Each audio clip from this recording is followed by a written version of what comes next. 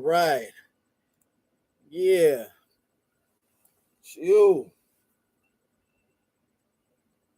How's it going? This is the Feerce Truth-Seeker of the Red Road East. So, pardon the delay. I was stuck in traffic trying to get back here in time. And here in New York, there's so many people in the city, it's become overrun. More and more and more and more people are moving to New York by the day. Okay. So now, where rush hour used to be around 5 o'clock, starting like 4:30, 5 o'clock, that time frame. Now the rush hour starts as early as 1 o'clock in the afternoon. Okay. And you like about a year ago, the rush hour was like 2:30. You know, as time goes by, the rush hour goes further back, further back, further back. Okay. So now it's down to like around 1:30 for the actually now it's about 1 o'clock now for the rush hour. You know. Anyway, so what we're talking about today is yesterday was the every year they have the Dance Africa at Brooklyn Academy of Music. And I usually vend at these different events, the Dance Africa, the African Street Festival, and various different events in the city. Okay. And yeah, it was a pretty good day yesterday. Pretty joyous occasion. A lot of, I meet a lot of people while vending, a lot of interesting people. I meet celebrities and stuff like that all the time, you know. And so I had come across one particular individual. Oh, wait, before I start, hold on 1 second. Let me see who we have in the chat.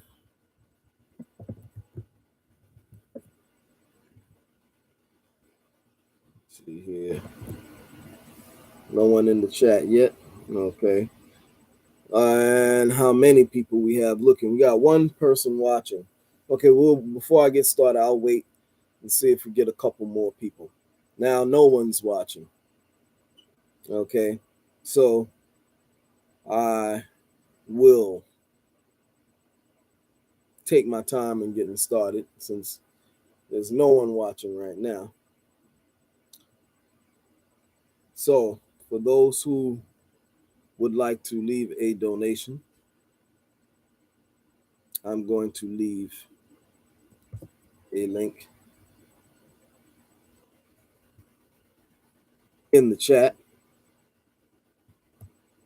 Give me 1 second.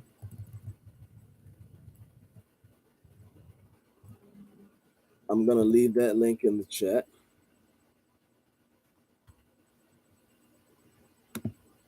Okay. And also,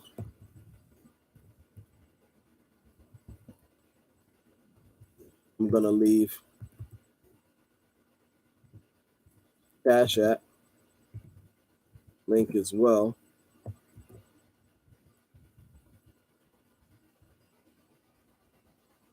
And I'm leaving that in the chat.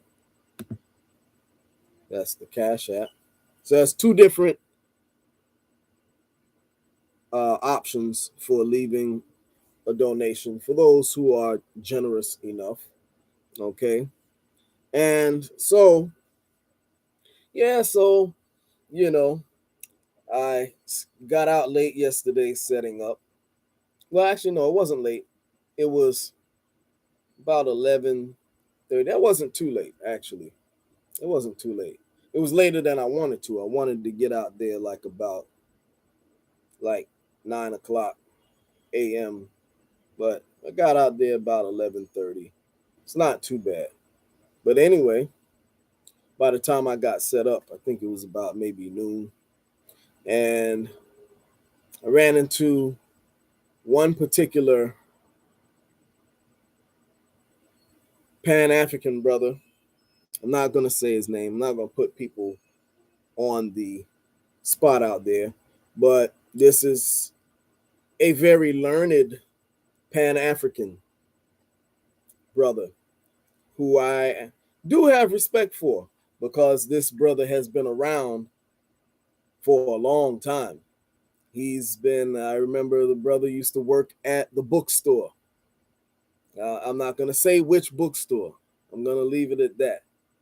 But this particular individual, he is a knowledgeable Afrocentric brother, okay, and he's read quite a few books and has studied under the masters, okay. So the brother came to my table and I had, my indigenous books on my table, which I always set up with. I always have my indigenous books and literature, okay. And also I set up with my poetry because I always have you know, myself and my father, we write, we're nice with the pen, okay. We do poetry, you know, spoken word and all that, okay. So we have our plaques with our poetry and things like that. So he saw, well, before he saw that, I had also a couple of my journals on the table that I produce. Okay. I had, well, I didn't have this one, but I had this one on the table, the Olmec Renaissance. Okay. This one I didn't have on the table because actually both of them were just the displays. I didn't even intend to really sell them. I just wanted to share the information with people, while I'm out, because I do that while I'm out vending. I like to share information, you know. And so the what kicked it off was I told a brother that I did an interview about maybe 7 years ago. I did an interview. I told him I did an interview with Dr. David Imhotep, who wrote the book, The First Americans Were African. And, you know, even though I disagree with the title, okay, other than that, the book is a pretty good book. Okay, it's a good reference book. And that's another thing. You don't have to agree with everything that a person says, in order to learn something. Okay. It's a pretty good book. A lot of the information that Dr. Imhotep has in his book is a lot of the same information that I have in my book that I have been working on even before he produced his book. It just so happens that we just came across a lot of the same information. Okay. But, he did have some things in there um, that were quite interesting that I didn't have in my book, but for the most part, a lot of it is maybe I say about 85% of what's in his book I had in my book already. Um, but anyway, even though, like I say, even though I disagree with the title, it is an excellent book. Okay. It's an excellent book and a good reference. Okay. So the brother, when I mentioned Dr. Imhotep, he was trashing Dr. Imhotep's book. You know, he said, I'm not gonna get into all what he said, but he disagreed with Dr. Imhotep. Like he said, uh, uh, this right here is bullshit. Blah blah blah blah blah. See, first of all, he's trying to say that there were uh, uh, uh, Africans in America before the Indians and blah blah blah blah blah. And I didn't really pick up an argument because my whole thing is not that we're Africans anyway. Okay, so I really didn't have much of an argument, um, other than him trashing certain aspects. Then he got into he say, well, he's also trying to say that there were there were millions of there were Africans. No, he didn't say Africans. He said there. He said there is nothing. Let me make sure I quote him right. He said there is nothing in America that goes back millions of years. First of all, he said I am a molecular biologist, and he was running off a bunch of credentials and this, that, and the other. And I know. So when somebody comes and talks this BS, blah blah blah blah blah blah blah blah blah, and so I listen, because I'm the type of person, I don't just react. I listen because I like to hear everything that a person says, so that when I respond correctly. You know, I don't like to get emotional about my response. I like to make sure that my response is accurate. Okay. I'm like Dr. Khalid. That's how Dr. Khalid used to do. Khalid Muhammad, he used to, he'd sit back, and he'd listen and he'd jot down his notes on his piece of paper of everything that you said. And he'll spit it right back to you and then crush you, you know. So, I just listened. And then he looked at one of my poems. And one of my poems was talking about the Moors. And he goes like, and I didn't tell him that I was the author of any of that stuff on the table. I just, let him rant and say, and like this right here. So he looks at the poem. It's like this right here, talking about Moors. See, first of all, looking at the title, he don't know what he's talking about. He's talking about this and that and this and that. And first of all, Moor comes from the Greeks and blah blah blah and blah blah blah and blah blah blah. And so, a person can talk about, his feelings and this, that, and the other. But the thing is, my thing is about the evidence. And what does the evidence have to say? And you can't tie any of that stuff. You can't say it. He said, no, let me make sure I quote him correctly. He said, and there's no association of that word with other forms of the word used in reference to the Moors of Spain. Okay, say, first of all, there's MAUR, and you can't tie that into the Moors of Spain and blah, blah, blah, and blah, blah, blah. And you can't show a continuation of those two terms and blah, blah, blah. And so I listen. And then, so I said, well, brother, you're wrong. Okay. And, oh, wait a minute. I got a question. Oh, hey, cuz, Awanasa. Peace. Yes, I'm going to hold that thought. Let me see, my family is up in here. Did you also interview Chief Warhorse with Professor Imhotep back in the day? I didn't conduct the interview. However, I am the voice that you hear with Chief Warhorse in that interview, the same one that you hear Dane Calloway, who he played. He didn't play. See, the one that Dane Calloway, the interview that you hear Chief Warhorse and Dr. Imhotep, that's only part of the interview. You probably heard the full interview. Okay. He played part of the interview. Where you hear me at, that's not me conducting the interview, but I am in on the discussion. Okay. When you listen to that full interview with David Imhotep and Chief Warhorse, yeah, that is me, but I wasn't the one who hosted the interview. The one who hosted the interview was the brother, Hank Rising Sun. He's a Cherokee and Chickahominy brother. He's also a Moor.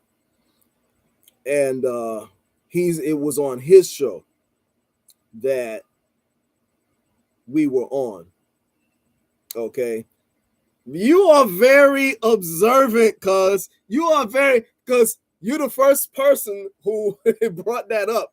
And because everybody hears that, and nobody knew that was me on that discussion with Chief Warhorse. You're the first one. Wow, you are very observant. You recognize my voice. Interesting. Interesting. Very interesting. You pay attention to detail. I noticed. We're blood, exactly. Wow.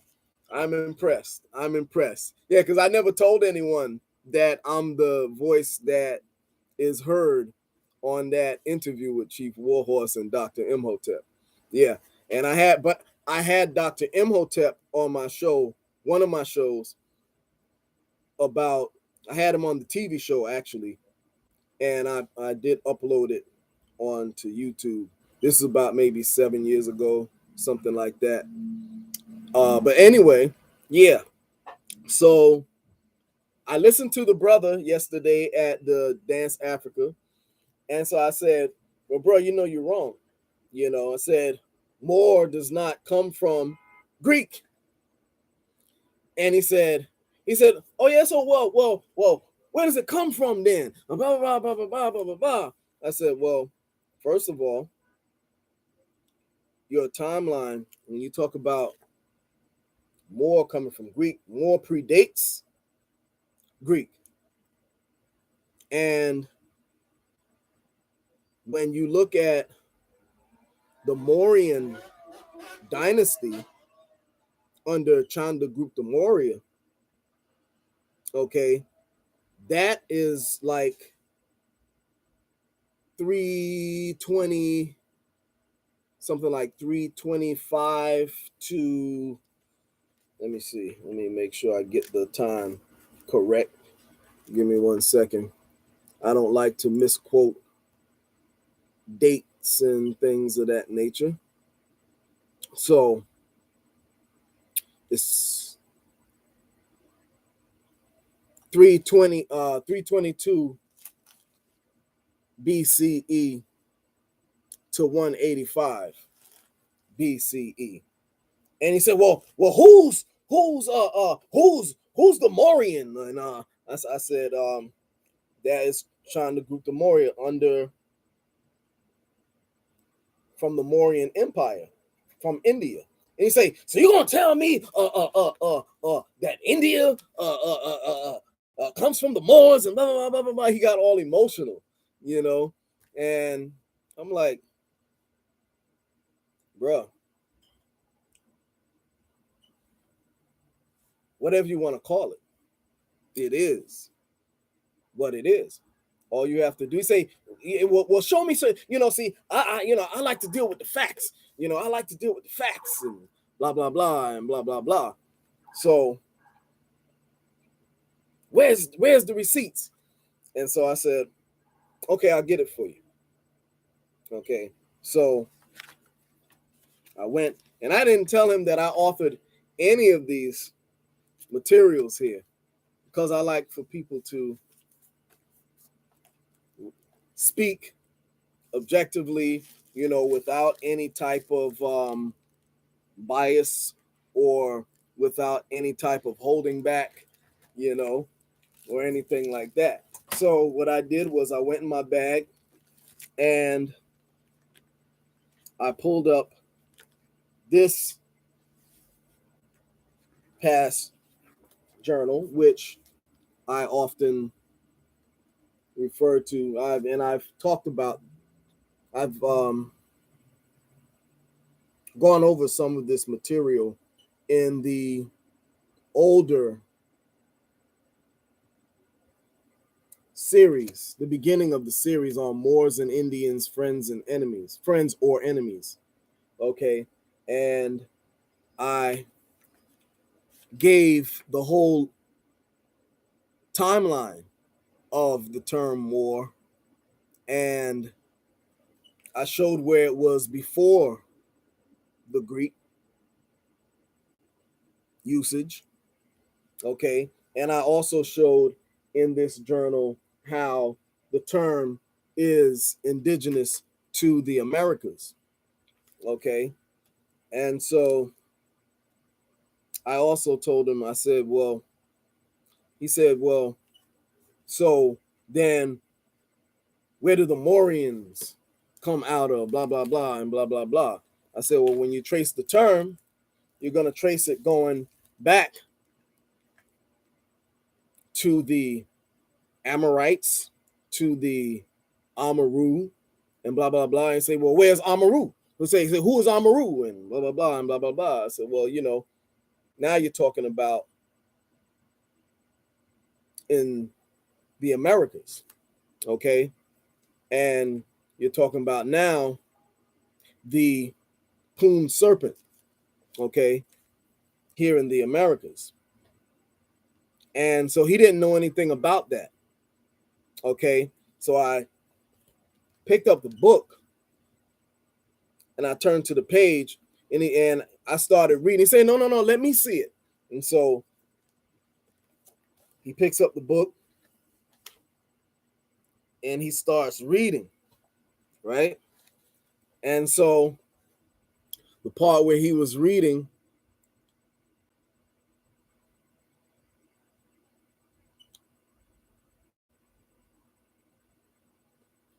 let me go to the part where he was reading.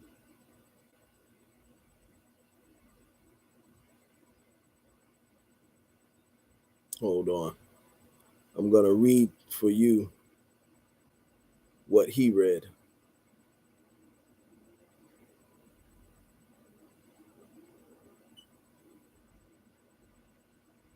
Yeah. So, part where he started reading was here, where it says, so here we have established the fact that the Moors have a very ancient presence in Spain.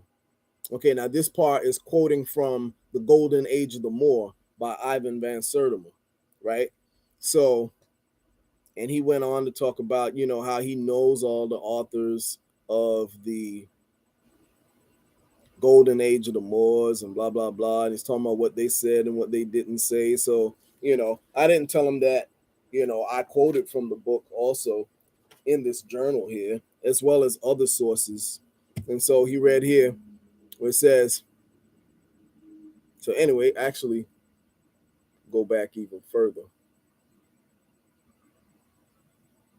Well, I'll go to the part where he started reading. So it says, so here we've established the fact that the Moors have had a very ancient presence in Spain that goes back over 1,000 years before 711 AD, which it does, because I'll read up here just for your reference so that you'll be on the same page with my perspective. It says here,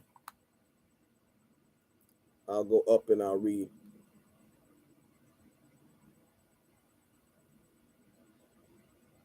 Give me 1 second. I'm not going to read the whole thing because I read the whole part in the Moors and Indians, friends and enemies. So this is just revisiting stuff that I've already covered. So those who regularly follow me should know. Oh, so yeah. So actually, well, I will go back over some of it because some of the things that he was saying, he actually didn't follow his own scholars who he learned from, because he said there was no connection between MOOR, more, that variation of it, and the old spelling, MAUER. Okay, so he says there's no connection. So where he's wrong at, he didn't study his own scholars, because I said here in this particular publication, realistically, the term more can be traced back much further than the dates described above. According to the late Dr. Yosef Ben Yakinen, okay, who is one of the daddies of most of these Afrocentrics, okay, the term more, according to Dr. Yosef Ben Yakinen, prominent Egyptologist who has been professor at large at Al Azhar University in Cairo, Egypt, teaching Nile Valley civilization, said in his book, Cultural Genocide, page 14, that Moors, Moors, he spells it, Kat Hadans, or Carthaginians, Tamarians, or Egyptians, Etiops, or Ethiopians, Puantites, Numidians, Meroites, Ta-Nehesians, or Nubians, Ortagians, Ammonisians, Hesperians, and Africans are only a few names that we were called with honor by the ancients, Asians, and Europeans thousands of years before the Western European knew that the Americas existed. Dr. Ben, in a discussion before the, Dr. Ben, in a discussion of the untold truths in religion and Western culture in relation to African Americans in 1987 at the University of Montevallo in Alabama, also said, and I quote, "There came a time in 1506, after we lost power in Spain, the Africans ruled Spain from 711. We were calling ourselves Moors, Moors, Mauers, then Moors, according to Dr. Ben. Their teacher and professor and elder." Okay? It is also very, and that's his quote. Okay? Then I said here, I go on to say, it is also very important to clear up some misconceptions about the presence of the Moors in Spain. Firstly, the Moors in Spain were much older than 711 AD. In the Golden Age of the Moors, edited by Ivan van Sertima, page 1 to 2 says, it is generally assumed that the movement of Africans into Europe in significantly large numbers into positions of real power did not occur until the Muslim invasion of Spain in 711 AD. In Al-Makari's history of the Mohammedan dynasties in Spain, however, we learn of a great drought that afflicted Spain about 3,000 years ago, a catastrophe that was followed not long afterwards by an invasion from Africa. This, of course, had nothing to do with the medieval Moors, with which this book is primarily concerned.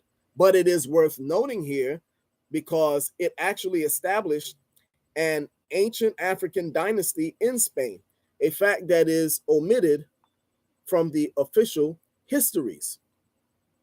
Goes on to say, the drought that devastated Spain, however, is described by a number of Spanish historians.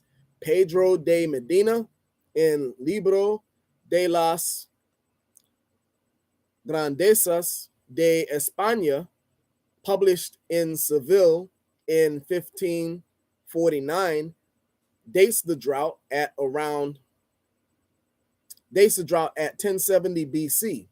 Ibn Khatib al-Makari, in his major historical work translated by Pascual de Gallanos, describes it in some detail. It is al-Makari also who informs us of how Africans banished from North Africa by an African king against whom they revolted entered Spain and took control of the country.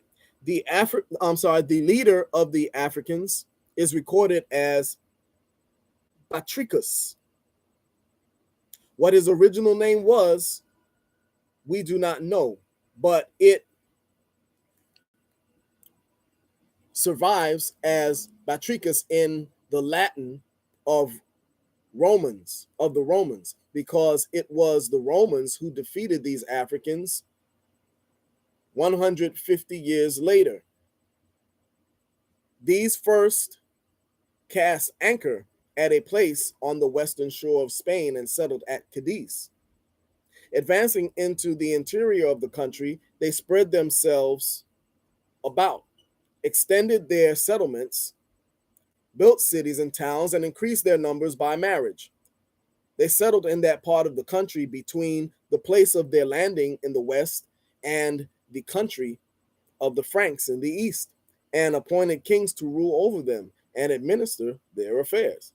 They fixed their capital at Talica or Italica, a city now in ruins, which once belonged to the district of Ishila, which is the modern Seville.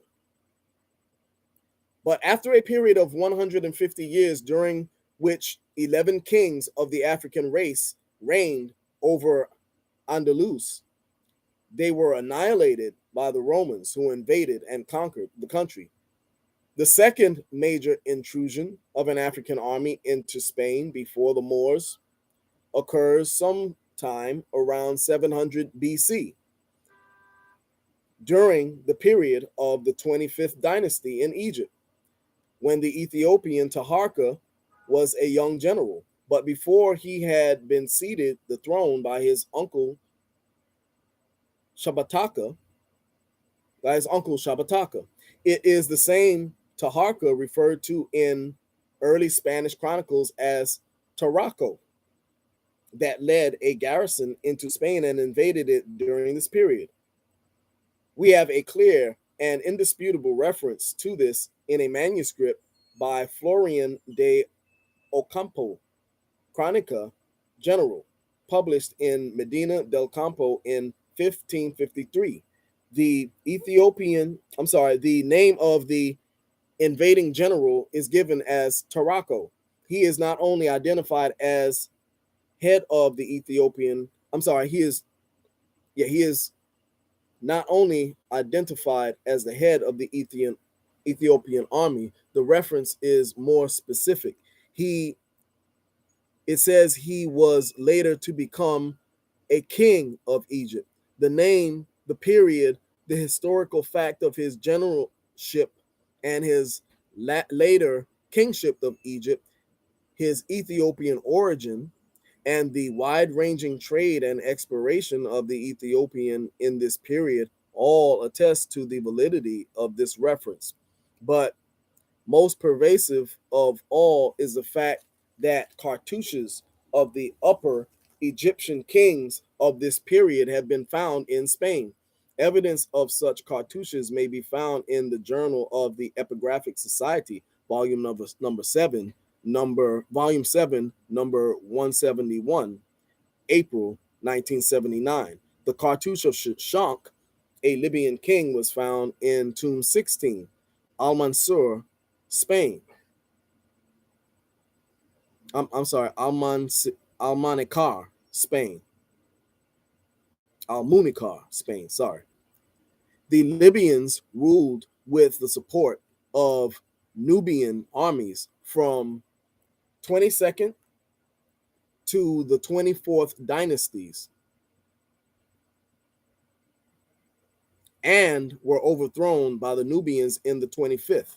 So here we have established the fact that Moors have a very ancient presence in Spain that goes back over 1,000 years before 711 AD. I feel that it is necessary for me to add that there is much confusion. Okay, now mind you, right here, this is not me speaking. Okay, this is still in the book that I'm quoting from. Okay, this is I'm quoting from the golden age of the Moors at this point. So I'm showing you that the brother didn't even study the materials that he claims to have studied. Okay, so it says here, so we have established the fact that the Moors have a very ancient presence in Spain that goes back over 1,000 years before 711 AD. I feel that it is necessary for me to add. Oh, as a matter of fact, I'm going to give you all a treat. I'm going to grab the book so that you can see the actual source that I'm quoting from. See how generous and how nice the Feerce Truth-Seeker is? I am going to get the actual book. Give me 1 second. It's only going to take me a minute to go and get the book. But turn on the music while I'm getting the book. Give me 1 second.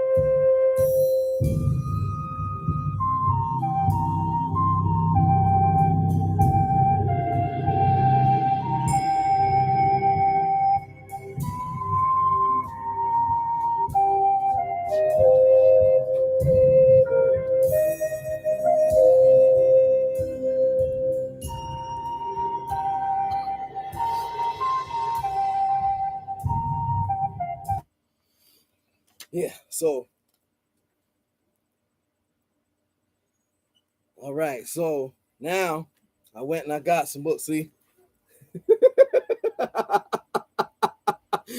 now these are just some of the books that the Feerce Truth-Seeker has on just. Now we're just talking one topic on Moors.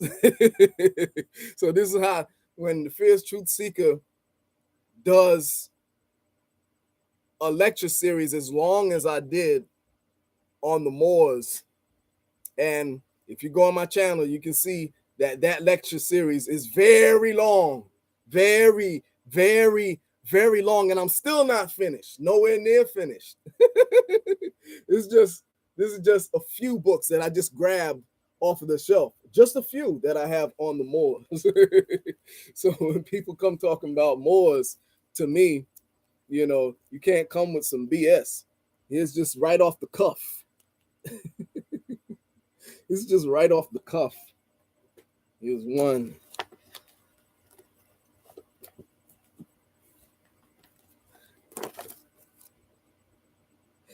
Here's two.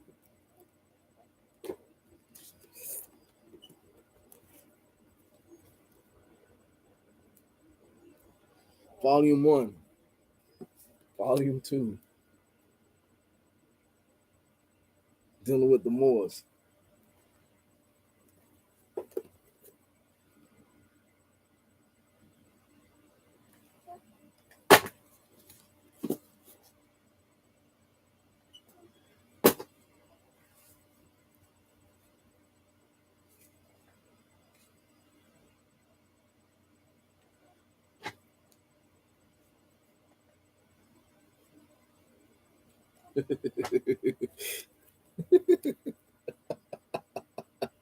And you can see all these books are dog-eared up.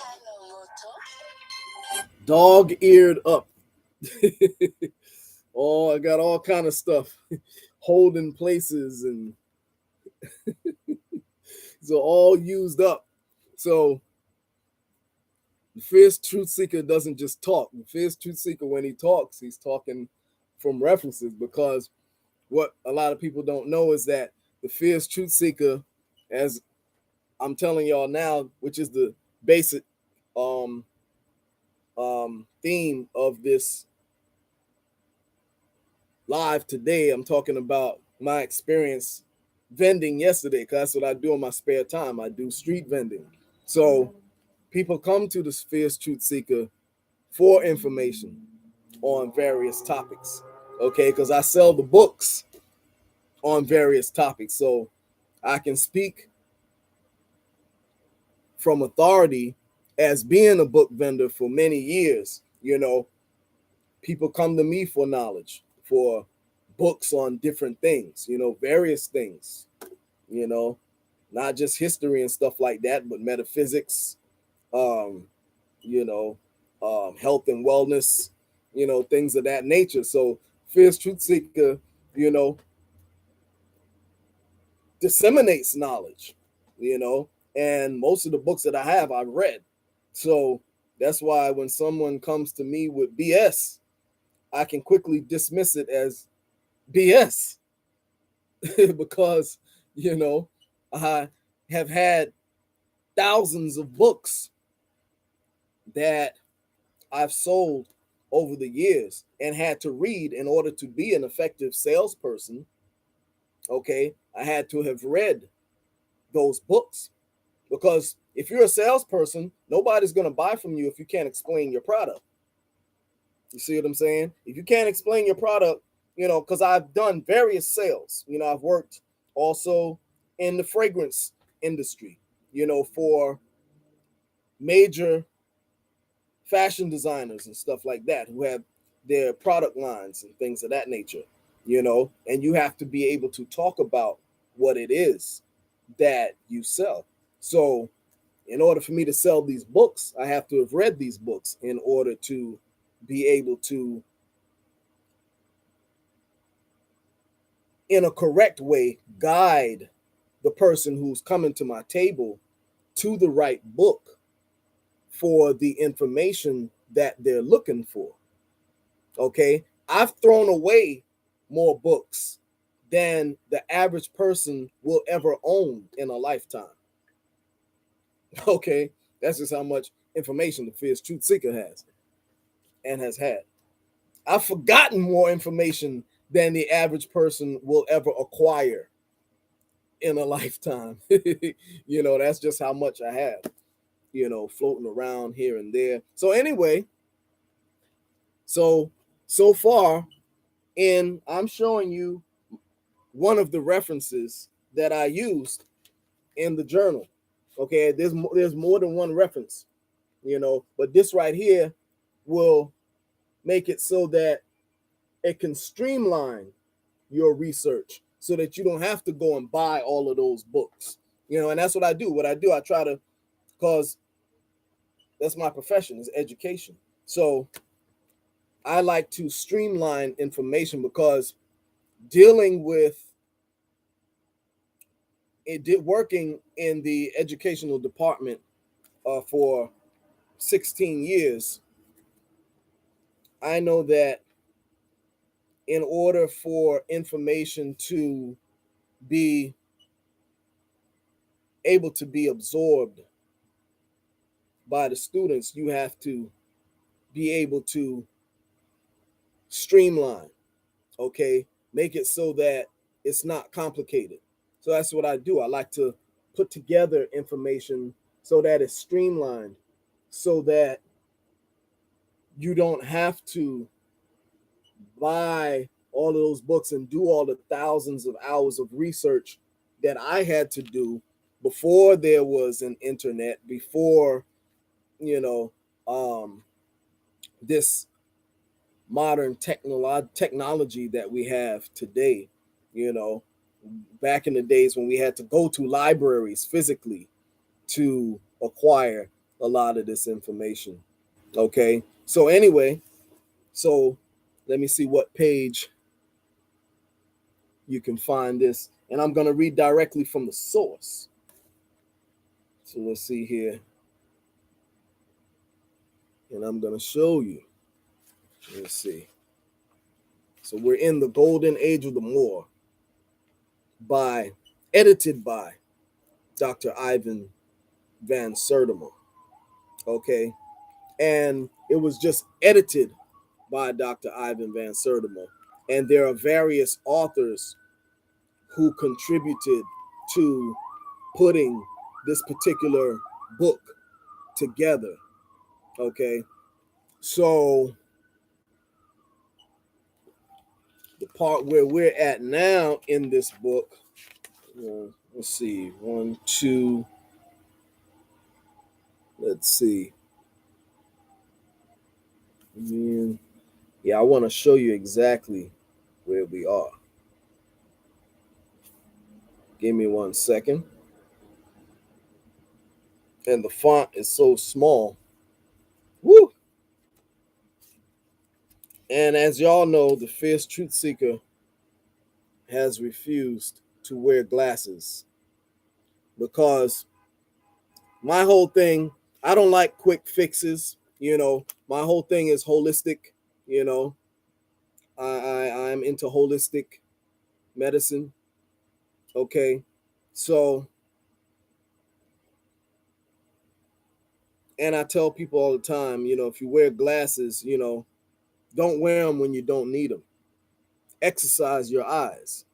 Okay. Exercise that eye muscle.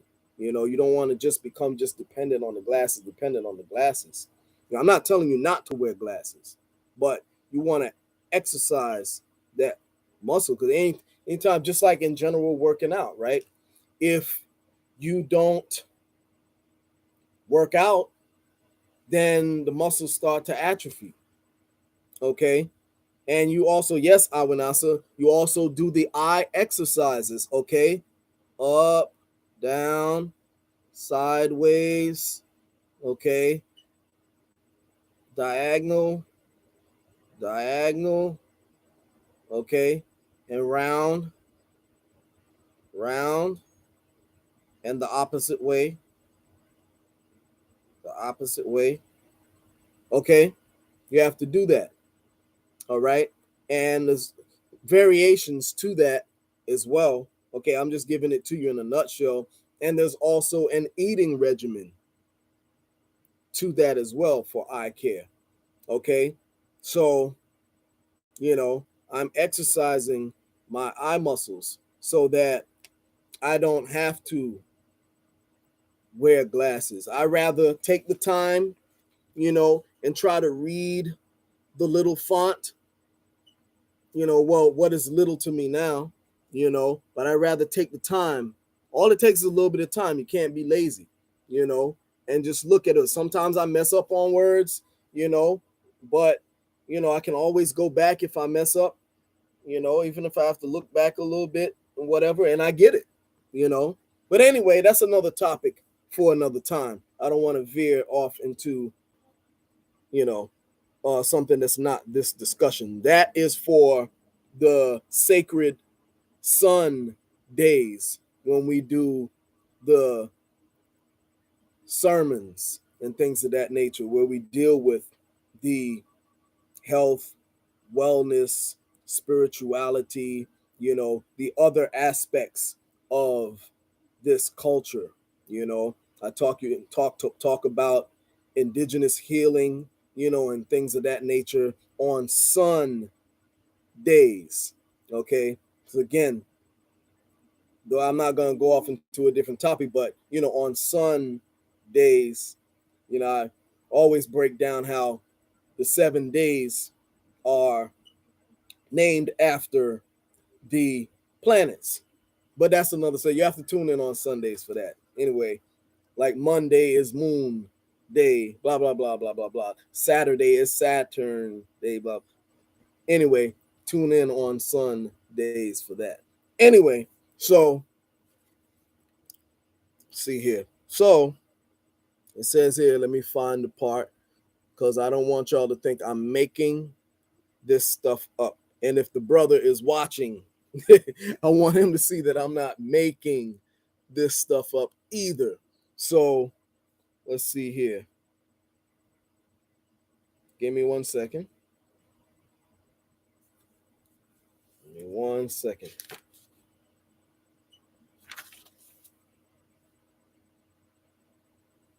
Right. There we are. Boom. So blah, blah. Give me 1 second. Don't go anywhere. I want to allow even those of y'all who may have this book to follow along. 1, 2.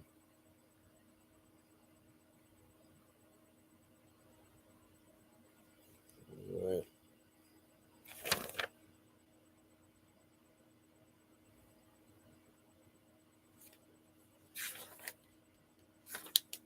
Hold on. Don't go anywhere.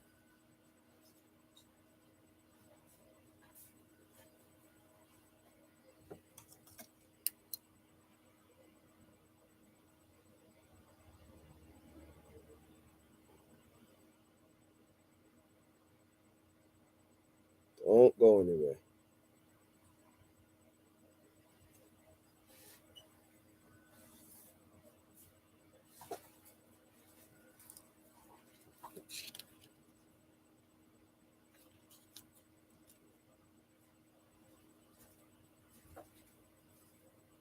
Okay. I think I got it. 25th.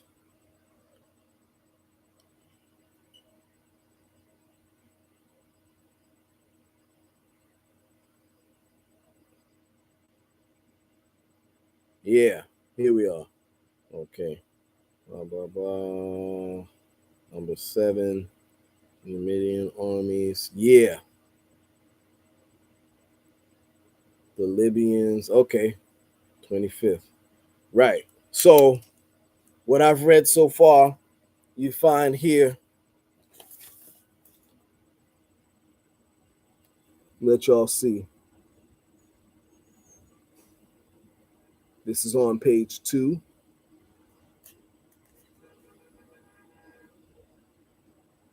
of the Golden Age of the Moor, and I'm letting you see that I'm not making this stuff up. Okay? And you can pause that whenever you go back over the tape. I said the tape, dating myself. When you go back over the video. Okay? So anyway, I just wanted y'all to see that I'm quoting directly from the source. Okay? So anyway, I'm going back now. I'm going back to here. Okay? So it says here, oh wait, page 4. Oh, there's another one too. There's another page. Sorry about that. Give me 1 second. There's another page because I don't want anyone to accuse me of making this stuff up. And this way, hold on.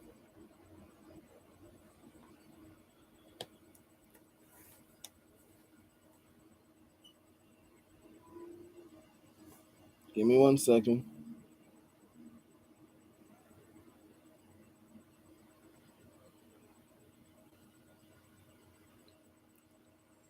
711 AD.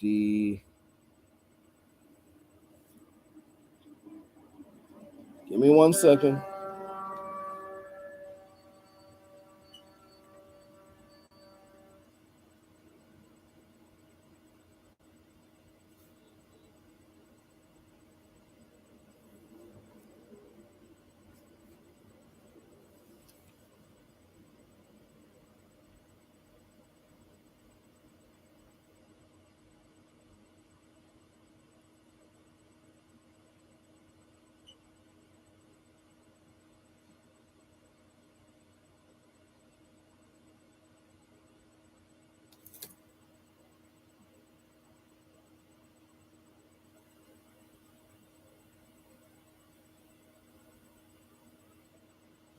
This is the other page here, page 4, which I referenced. Okay.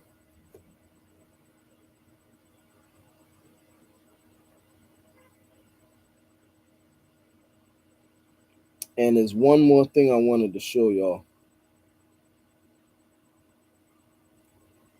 Give me a minute.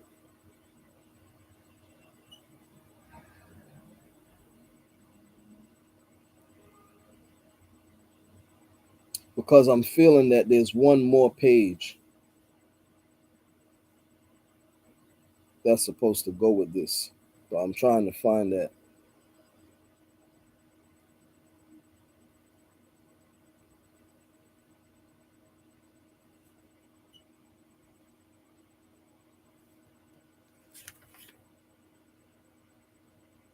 Let me see. Anyway, we'll go back over that. I don't want to keep y'all too long. But anyway, so I'm going to read now. But check those pages out in that book. Now, this book here is out of print. So it's going to be hard to find this book. I'm glad I got my copy. And I think if you can find it, if you can find this book, you're probably going to pay a heavy price for it, maybe in the hundreds of dollars. I think at one point I saw this book for like $200. I think it's going for $200 now. Let me look. Let me do a quick search, just quick online to see how much that book. And if anyone is in the chat who wants to help with that too, looking it up, I'm gonna type into. And let me see the golden. Oh, I'm bugging. I'm doing it on the wrong. The golden age of the Moors. Let's see.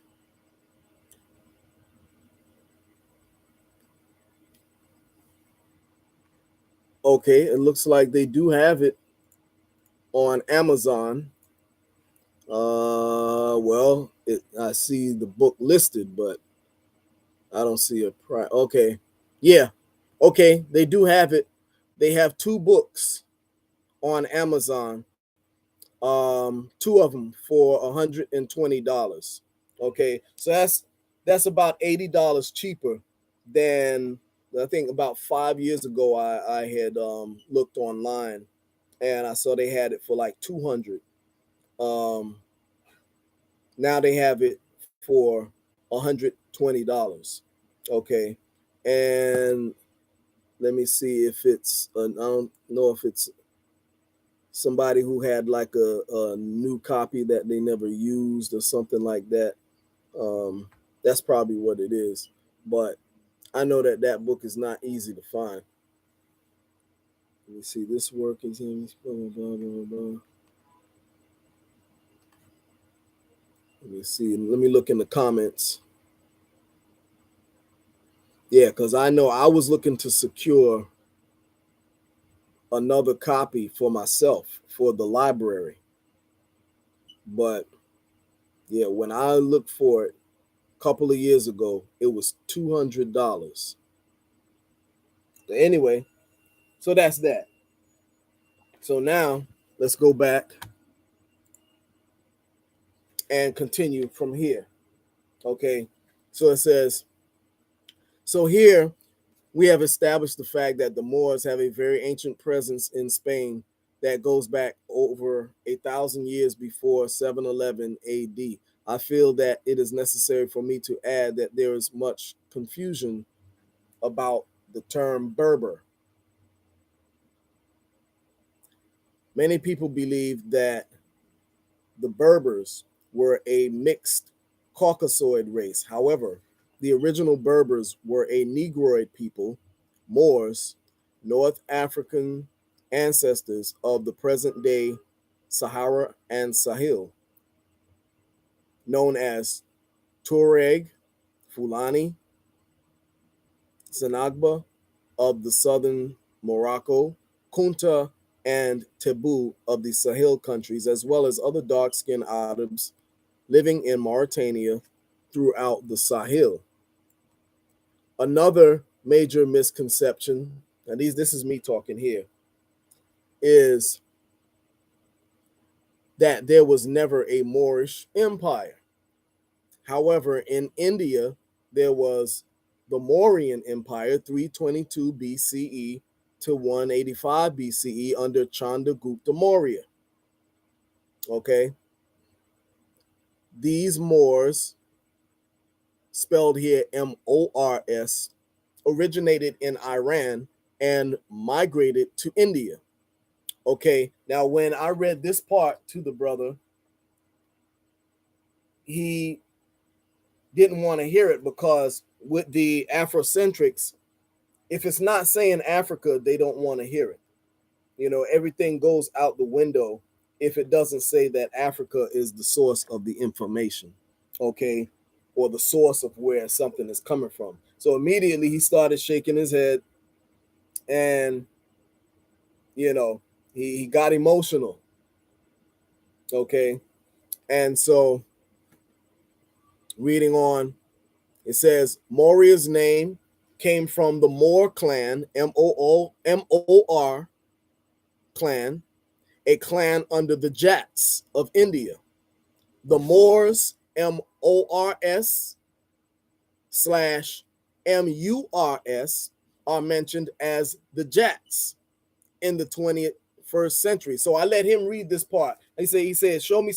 He say, okay, well, he said there is no connection between the Moors before the Moors in Spain and the Moors of Spain, okay, and the Greek association, okay. So I said, all right. So he said he wanted to read this for himself. I didn't tell him I was the author. So he read it, and he read that part right there. And so he got to the part, then it says here, Maurya's name came from the Moor, Mor clan under the Jats of India. The Mors slash Murs are mentioned as the Jats in the 21st century BC. It can be concluded that the Mor slash Mur, now this I'm quoting from right here, I'm quoting from an article by the Iran Chamber Society. Okay. So I'm giving you all the source, where you can look it up too. Okay. It says can be concluded that the Mor slash Mur slash Maurya, Maurya, were the same people who were attacking Egypt in the 21st century and called Jats by the Egyptians and others. According to an article from the Iran Chamber Society entitled Dehia on the Jat Iranic Identity of the Mauryas by Dr. Samar Abbas, Aligarh, India, page 126 states, the Mor, Mor of India are the same as the More slash Moor of Europe. Our purpose is not to write their history, but to identify these people. It is now generally agreed that the old clan name Moria, Moriya, offers a very satisfactory explanation of Maurya, the name of the dynasty founded by Chandragupta. Okay, now these are not my words. Don't attack the Feerce Truth-Seeker. Okay, this is coming directly from those people in Iran. Okay, so don't attack me. I'm just quoting the source and the reference. And then I go on. On page 133, the article continues. Thus, the Mora, Mura, and Nakara are identical with the Mura, Mura, and Nairi of Assyrian records. Now, as soon as he got to this point here, the brother, he took this, he said, he took it, he said, oh man, this is bullshit. This is bullshit. Okay. And he got emotional. And I said, well, brother, I said, you can say it's bullshit all you want. But what's happening is cognizant dissonance is setting in. He said, oh man, cognizant dissonance. I said, hey, that's what it is, brother.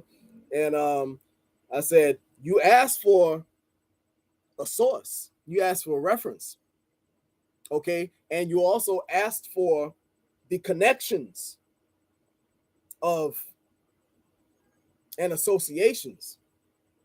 Okay, he said, here we're talking about word association, we're not talking about an actual continuation of those people with the people in Europe, in Spain. And so I said, okay, so you asked for all of that, right? You asked for proof. And I showed you that there was a connection and I provided the evidence, but you choose not to accept it because cognizant dissonance is setting in. And he said, man, he say, man, hey, bro, I gotta go, and he left. He didn't even read, this right. This ain't even the whole article. There was like, let's see how many more pages to go. There was like, let me see here. There was like 1, 2, 3, 4, 5, 6, 7, 8, 9, 10. God dang. It was like,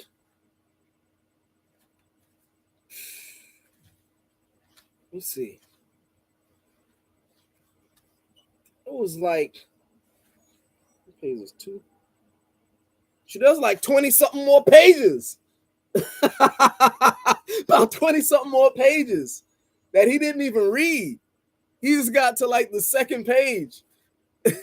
Because I showed the whole, I went in when I showed those references. Okay. But he couldn't even deal with like the first 2 pages. Because see what it is the Afrocentrics want it to be their way or the highway. And if it don't see, he didn't want to see his ego. And there were other vendors who were around me too. My father was there. Another brother that I used to vend with from way back in the days up in Harlem on 125th Street back in the 90s. We all used to vend together. And he saw it too. He was rolling. And we all noticed that what it was is that, and again, I respect this brother's knowledge. Let me just, this is no slouch brother. Okay. This brother has been studying for years under the best. Okay. He's no slouch. Okay. The average person who calls themselves a researcher would not be able to handle this brother. He will have you right on the hot seat. Okay. So I have a lot of respect for his knowledge and his research, but his ego, but because of that, his ego, and this is someone who is known, okay, in that, I'm not going to call the name, but he is someone that is known in that Afrocentric world. Okay. And I'm not going to call his name. However, his ego would not allow him to say that, okay, well, I didn't research this far into the whole Moor thing, okay, and into where the term comes from, because I'm coming from a whole different aspect.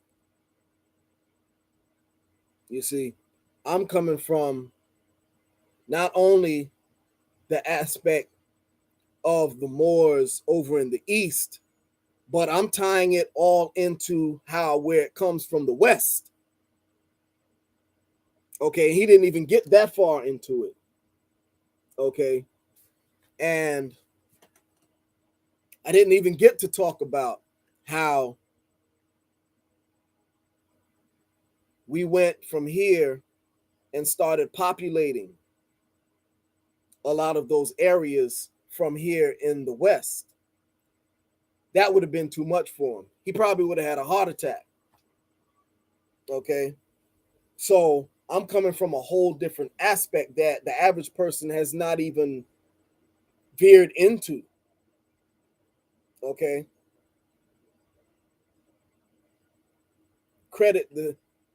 Make your documentations and put this down in history as the Feerce Truth-Seeker is the one who's telling you these things and connecting it like this for the first time. Okay. So anyway,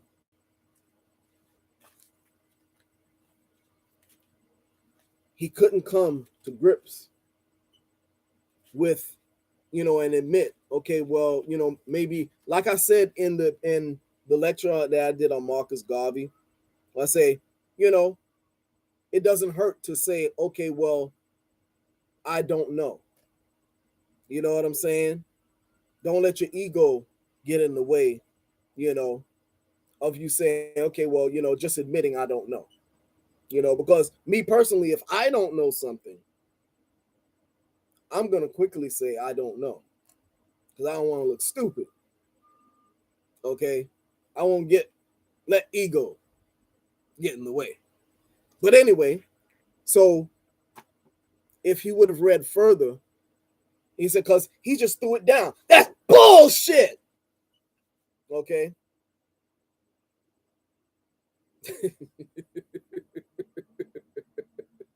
you know, and I said, well, brother, you didn't even read all the material. I said, there's a lot more. If you continue reading, you'll see where the connections, you'll see where you can connect all of the dots. Okay. But he didn't want to admit, maybe he was learning something that he didn't know before. Because in his mind, he had already made up in his mind that he was already an authority on the whole thing about where the term Moor comes from and this, that, and the other. Okay? But that's ego. Anyway, so if he would have read further, he would have read this part. So, says here, on page 133, the article continues. Thus, the Mura, M-U-R-A, and the Nakara are identical with the Mura, M-U-R-A, and the Nairi of Assyrian records, and the present M-O-R, and the Nayara clan of the Jats. This area was definitely in the west of India rather than in the northwest. And Pragiotisa was his capital city. At the time of the Mahabharata, it was ruled over by the Bhagaduta, who is called a king of Yavanas and also a king of Asaras. He was a friend of Pandu. He attended the Rajasuya sacrifice of Yudhishthira. Arunja defeats him in the north, and in the war, he is killed by Arjuna. Vajradhara, son of Bhagadatta, was also killed by Arjuna. In Sabhaparva, Mura and Naraki are both stated to be rulers in the West. The above discussion would clearly establish that the country of Mura was in the northwest of India, and the present city of Merv can very well be identified with their ancient capital. As was already mentioned in Iranian literature, this city is called Morav or Mor, M-A-U-R. Brother who says M-A-U-R has no connection, my good brother, whose name I will not call. This information is extremely important for anyone doing research on the history of the Moors, M-O-O-R-S. Later, you will see just how critical this information is to understanding of Moorish studies. On page 132 of this same article, it states the identification of the Mauryas with Central Asia, and in particular with the city of Mor, M-A-U-R, or M-O-U-R-A-V, present Merv, is further strengthened by Indian literature. And again, with these Afrocentrics, if it doesn't say Africa, it doesn't exist. Okay, because their whole thing is just African centered. Okay, so anything outside of that, they're not even going to research, and they'll just dismiss it. Okay, because he even said, "You're going to tell me that something from India was brought to Africa?" You know. Anyway, so on page 132, it states, oh, I read that part already. Okay, so in the Mahabharata and the Puranas, these people and their country are called Mura or Muru, M-U-R-A or M-U-R-U. These are practically the same forms of the name which appear in the Assyrian records as M-O-R or M-U-R-U. Evidence exists showing that the Mauryas were from that the Mauryas were from the ancient Manda Empire, and much earlier. They were named Muru or Mor, M-O-R, by the Egyptian, and in the scriptures where the Moors, M-O-R-E-S, were called Amaru! Amaru!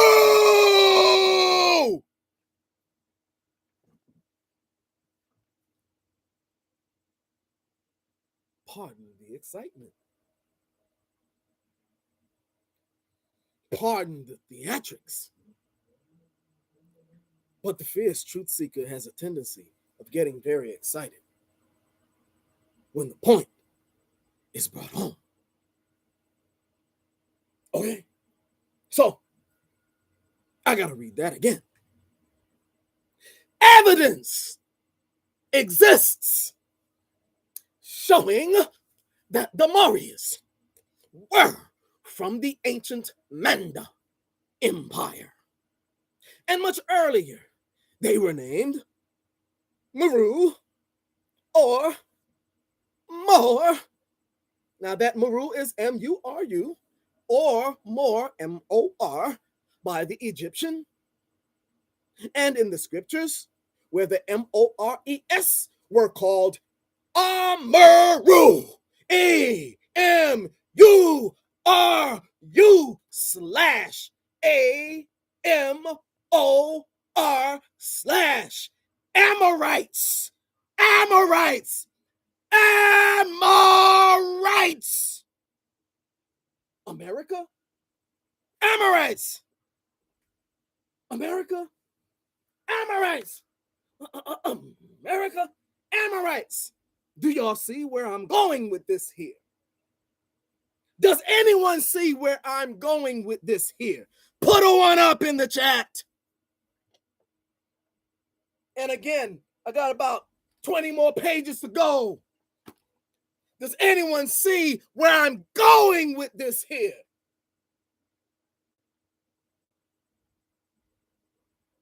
Anyone who has anyone who has about 15 years of study or more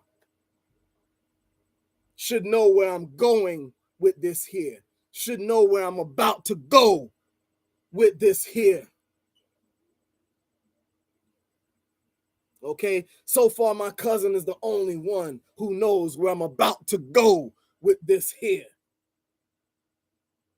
Awanasa is the only one who knows where I'm about to go with this here, and who knows what kind of work this brother was about to get yesterday with this here. The brother,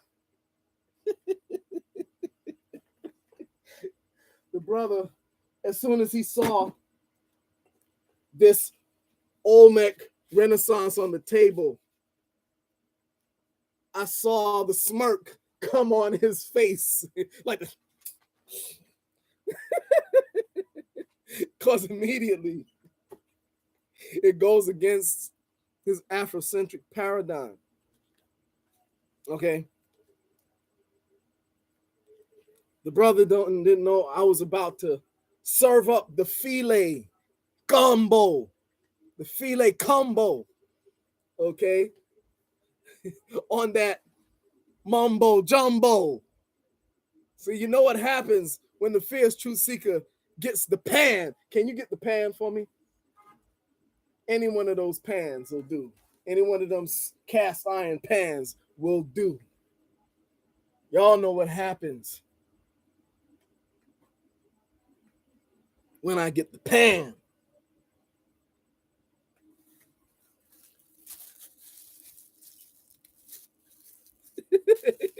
Pardon the theatrics.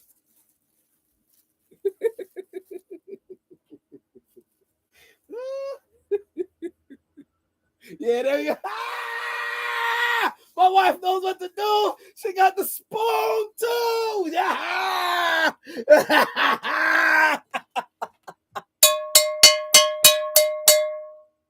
Y'all know what happens when I start serving up the filet combo. When I start serving the pan, when I start stir frying the pan,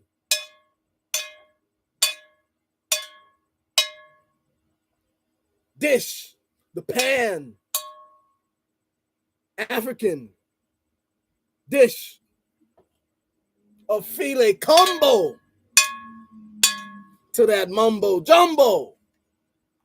And that's what I did yesterday. I was surprised that the brother got so emotional over that. I thought he was going to read the whole thing because, again, this is someone who I respect.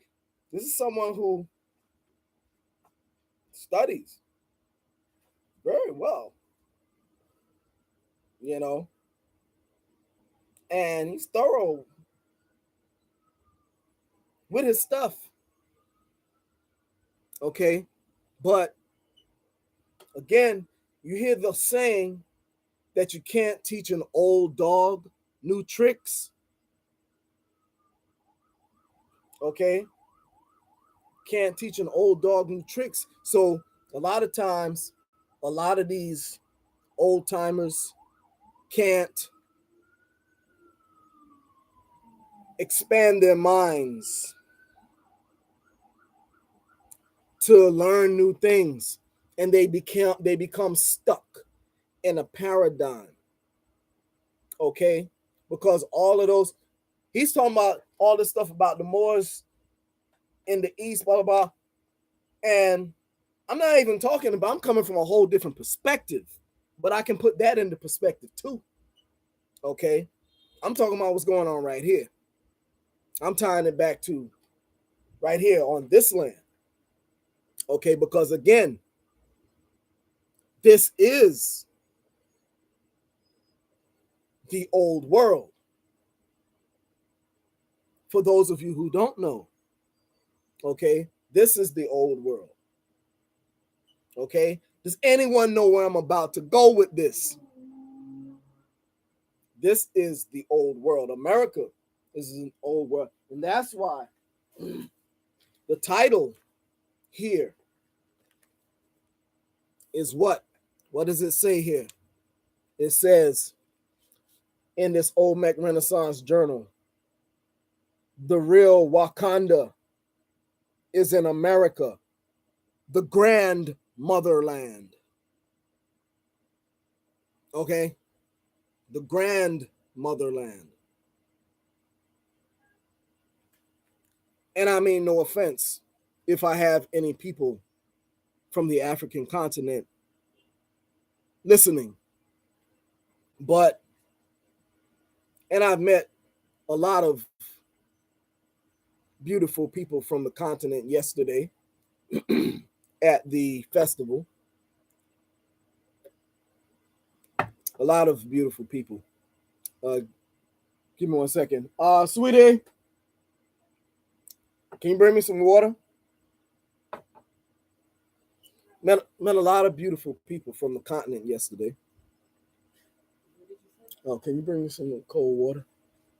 Thanks, I appreciate it. Okay. And what's sad is that many of them, and I met some conscious people from the continent yesterday. Okay. And I have a lot of respect for the conscious Africans. Okay. The ones who don't come over here with that chip on their shoulders, like a lot of them do. Okay. Again, like I told y'all in previous shows, okay, I got a lot of Africans that I'm cool with. Okay. So when I talk about the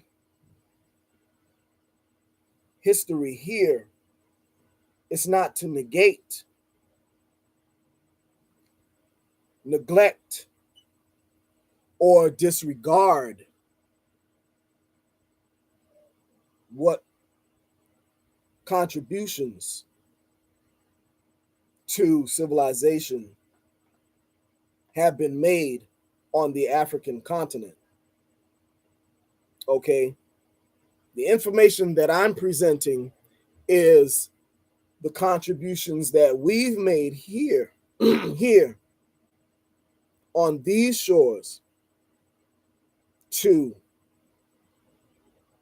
civilization and history. Okay. And I also make the connections on how all of it ties in. Okay. How all of it ties in. You see what I'm saying? Because not too many people can do that. Not too many people who call themselves Aborigines can do that. Okay, it takes years and years and years and years and years of research to be able to do that. Okay, as I tell people, it's levels to this shit. Like Meek Mill saying, it's levels to this shit. You know what I'm saying? Feerce Truth-Seeker has been doing this a long time. Okay, it's levels to it. It's levels that I haven't even discussed yet that I don't hear anybody talking about. Okay, you will see those levels in other works that I do in the future, but certain things that I know about this, nobody's even heard of before yet. It's levels to it, you know. So a lot of times when I come across these Afrocentrics, all they can do is get emotional because it's things that they have not studied. But don't get emotional. Just say, okay, I need to do the knowledge on that. You see what I'm saying? Um, there's cold water in the bottle in the fridge.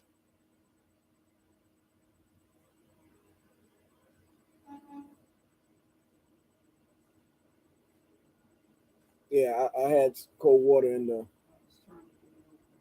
Oh, okay. You could have brought. I would have opened it. Thanks.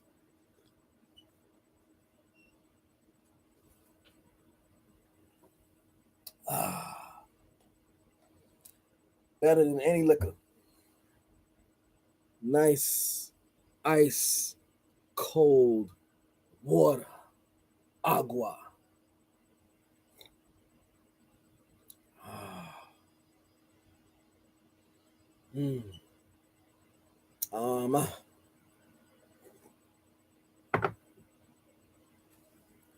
mm. Woo. Anyway, yes, levels to it. You know, and when I bring a lot of times these different levels, you know, people get hit. You know, Southpaw caught way off guard. Didn't expect it to come from that angle.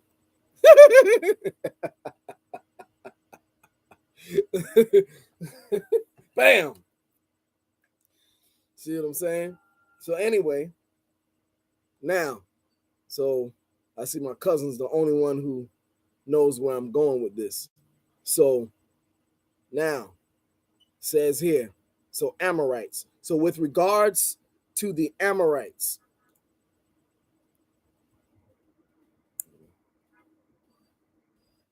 Bible Hub notes that a people descended from Emir, Emer, the fourth son of Canaan. Genesis 10:16. They first peopled the mountains west of the Dead Sea, near Hebron, but afterwards extended their limits and took possession of the finest provinces of Moab and Ammon on the east between the brooks Jabbok and Arnon. Numbers 13:29, 21,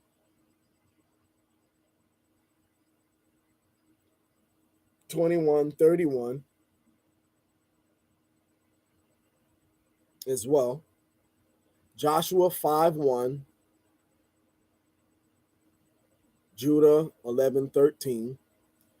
Moses took his country from their king Shihon, the lands which the Amorites possessed on this side Jordan were given to the tribe of Judah.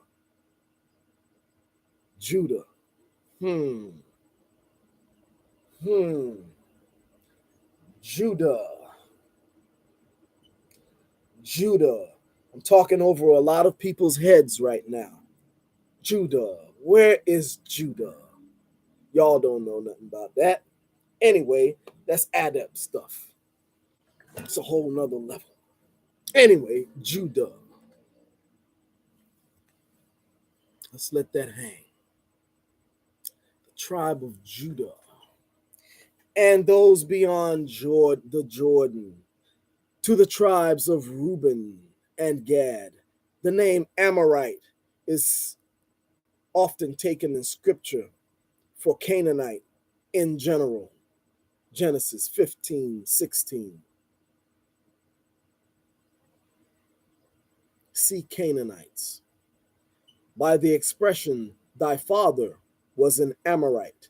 and thy mother a Hittite. Ezekiel 16:3. God reminds the Jews that they were naturally no more worthy of divine favor than the rest of the heathen Canaanites. Eden's Bible Dictionary, Highlanders or Hillmen, the name given to the descendants of one of the sons of Canaan. Genesis 14:7, called Amora. Amora. Amurra. Or Amuri. Amurri. In the Assyrian and Egyptian inscriptions. Okay. On the early Babylonian monuments, all Syria, including Palestine, is known as the land of the Amorites. The southern slopes of the mountains of Judea are called the Mount of the Amorites. Deuteronomy chapter 1, 7, 19, 20. They seem to have originally occupied the land stretching from heights west of the Dead Sea, Genesis 14:7, to Hebron, embracing all Gilead and all Bashan, with the Jordan Valley on the east of the river, and the land of the two kings of the Amorites, Shihon and Og.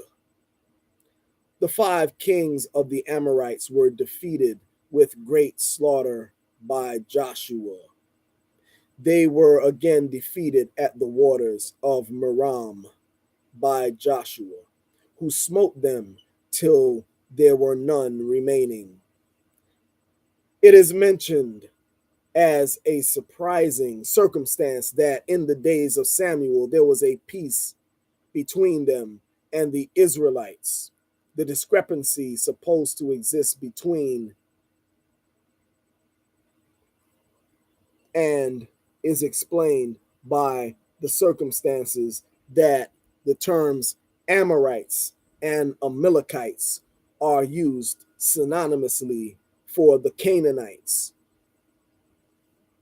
Where is Canaan?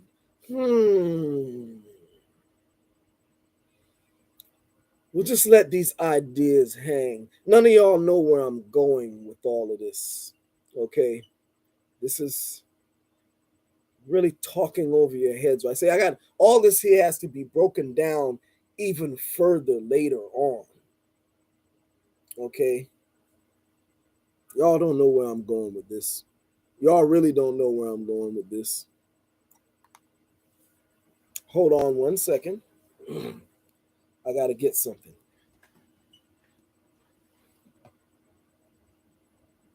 Y'all don't know where I am going with this.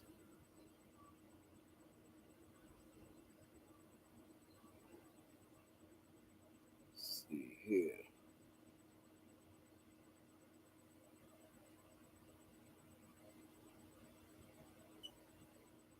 Yeah, y'all don't know. Kay.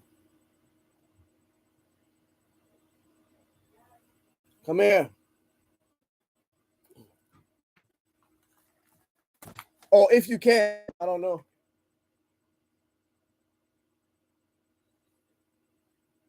You were in? You didn't have to get up if you were. Write down that because I'm looking on here and it's asking to sign in and all of that. So write down that information.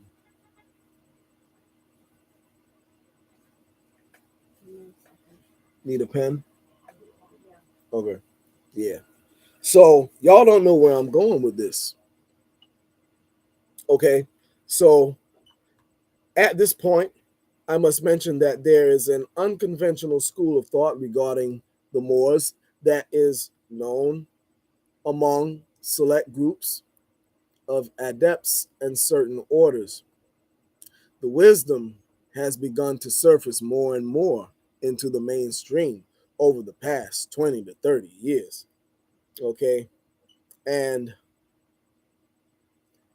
we're talking about here the Moors of the Western Hemisphere and the antiquity of the so called New World. And the New World is actually the Old World. Anthropological evidence is surfing every day to substantiate this claim. Okay. And so here, what we're talking about is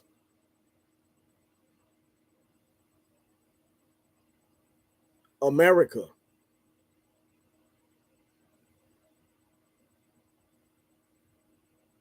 You have Amaru. One of the titles of the Atlantean Mayan Aztec god Quetzalcoatl. I told y'all didn't know where I was going with this. Quetzalcoatl. And they named America Amaruca. Okay?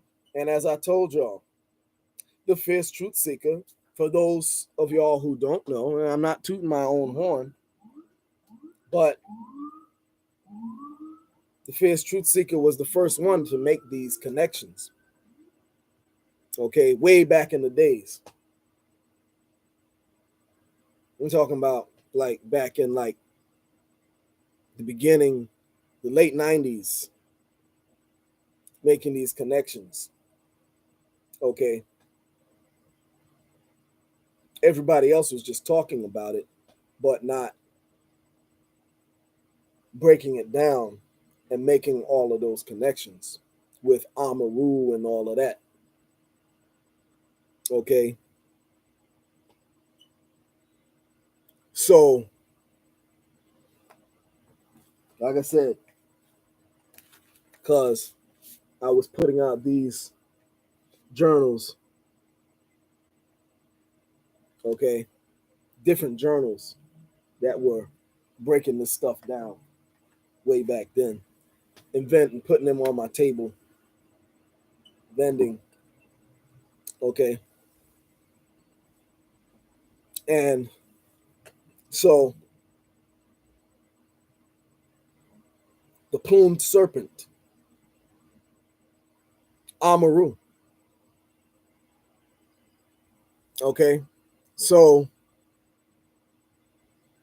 Amaruka, meaning land of the plumed serpent, after him, this is mentioned by the late 33rd degree Freemasonic scholar Manly P. Hall in the book Secret Teachings of All Ages.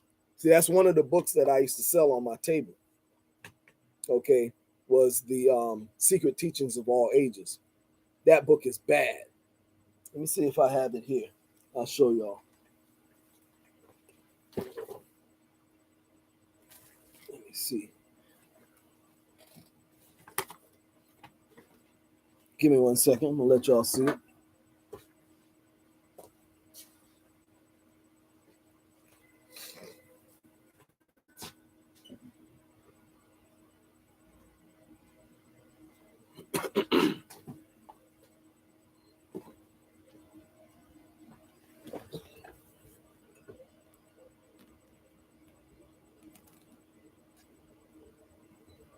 Okay, this is just one copy, but I have the deluxe edition. I have the giant book, the one that I used to sell. It's like about this big, like that wide. It's a big book, big giant book.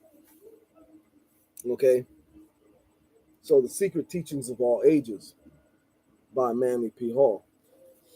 Okay, so on page 574, it said the children of the sun adore the plumed serpent who is the messenger of the sun. He was called Quetzalcoatl in Mexico, Gucamats in Quiche, and in Peru, he was called Amaru. From the latter name comes the word America. Again, this is not me speaking. This is not me speaking. This is Manly P. Hall speaking. Let me see. Y'all might not believe me. So let me bring it up here. Let me make sure it's the same in this small book. Same page on the small book as the big book, because I quoted it from the big book. So that sometimes the pages are, let me see, 574.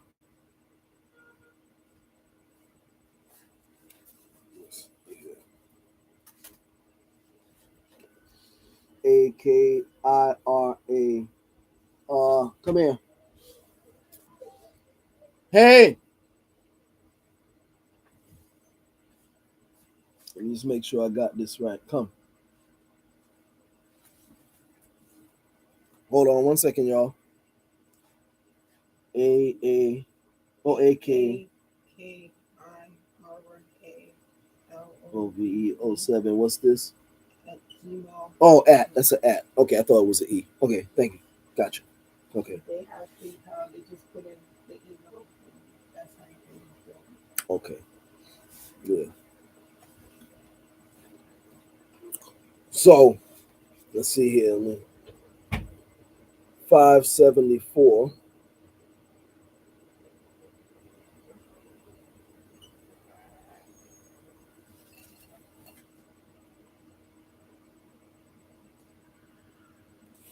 Give me 1 second.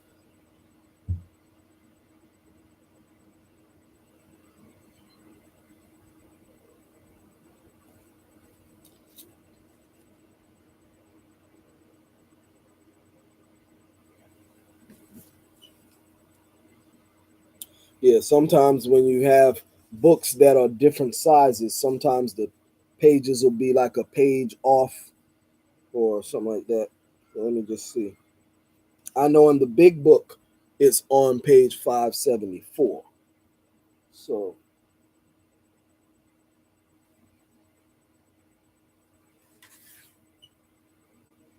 give me 1 second.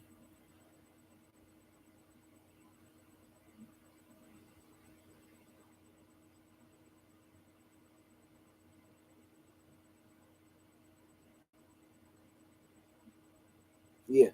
So for those of y'all who have if you have this book on the big book, it's on page 574. So let me look here for what it is in the smaller book. Give me 1 second. And it should be in American. Let's see. Oh, Atlantis. Blah, blah, blah. Give me 1 second. Anyway, you don't want, I would suggest getting the big book anyway. It's expensive, but don't get this, this smaller book. I would say get the deluxe edition. Get that big book because it's got all the illustrations. It's got the color. And I have it here, but I got to dig for it. And it's big, but on there it's page 574. I'm not going to search for it in here. Probably in, what I'll do is I'll put it in the description what page it is, after we finish the live. I'll put it in the description what page it is in here. But it says here, Amaru.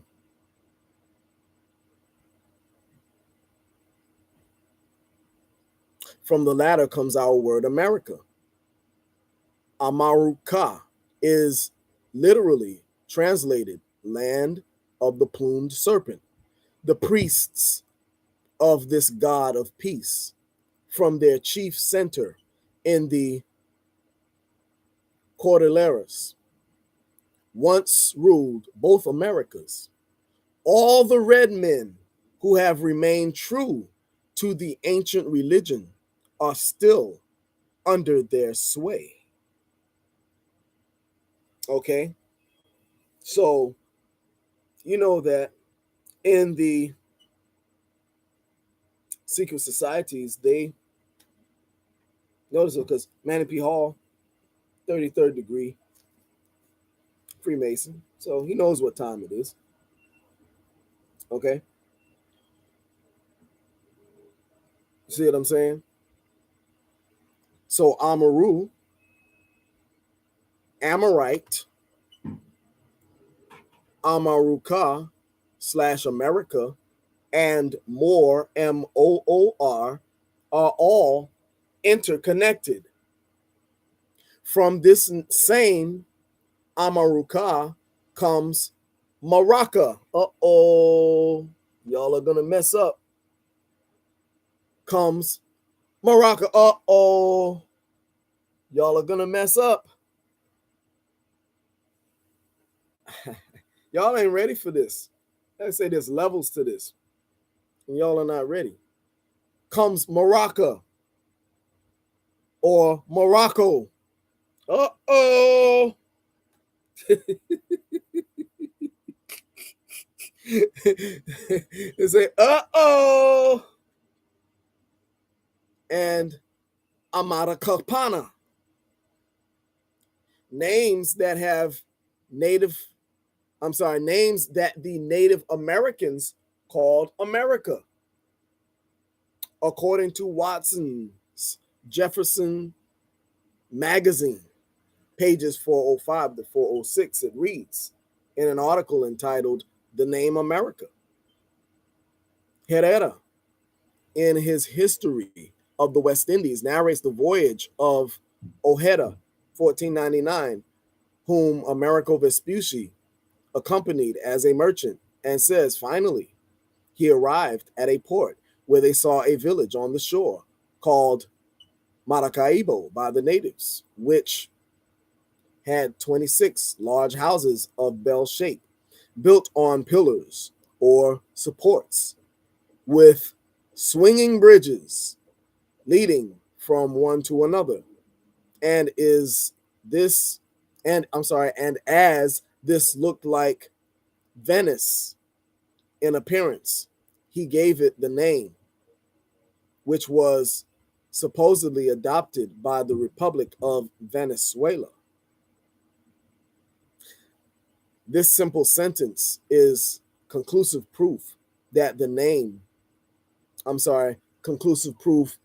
at the time Vespucci made his first landing in the Western continent, the port he stopped at was called Maracaibo, or Americaland.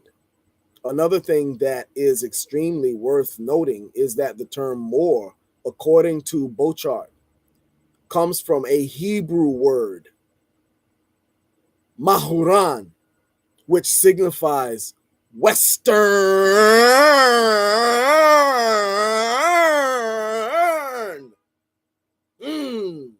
Western. As a matter of fact, America is Maghrib, Al-Aqsa, Morocco, furthest west. And that's why if you go all the way to the extreme of the map, you even find Al-Aqsa. You call it Alaska. They leave the clues right there, right in your face, and you don't even see it. And they try to tell you. It's the best way to hide something from you is to put it in your face. But anyway, the brother couldn't even get this far in the reading. And it goes on and on. I mean, like I say, we ain't even near finished. This is there's about 10 more pages. Breaking down the connections. Okay. So anyway, I've covered this in detail at the beginning of Moors and Indians, friends or enemies series. So I'm not going to repeat that same information. But I just wanted to note that the brother, he just couldn't deal with it. He just dismissed it as all bullshit, as he said. Okay. Because cognizant dissonance had set in. He also made some other comments even before he started talking about the Moor thing. He started saying that there's nothing found in America 1,000,000 years old, which is totally false. Okay. As I've mentioned in other lectures that I've done, that you all have seen too, I mentioned that they found bones of anatomically modern humans here that are millions of years old, like 600 million years old.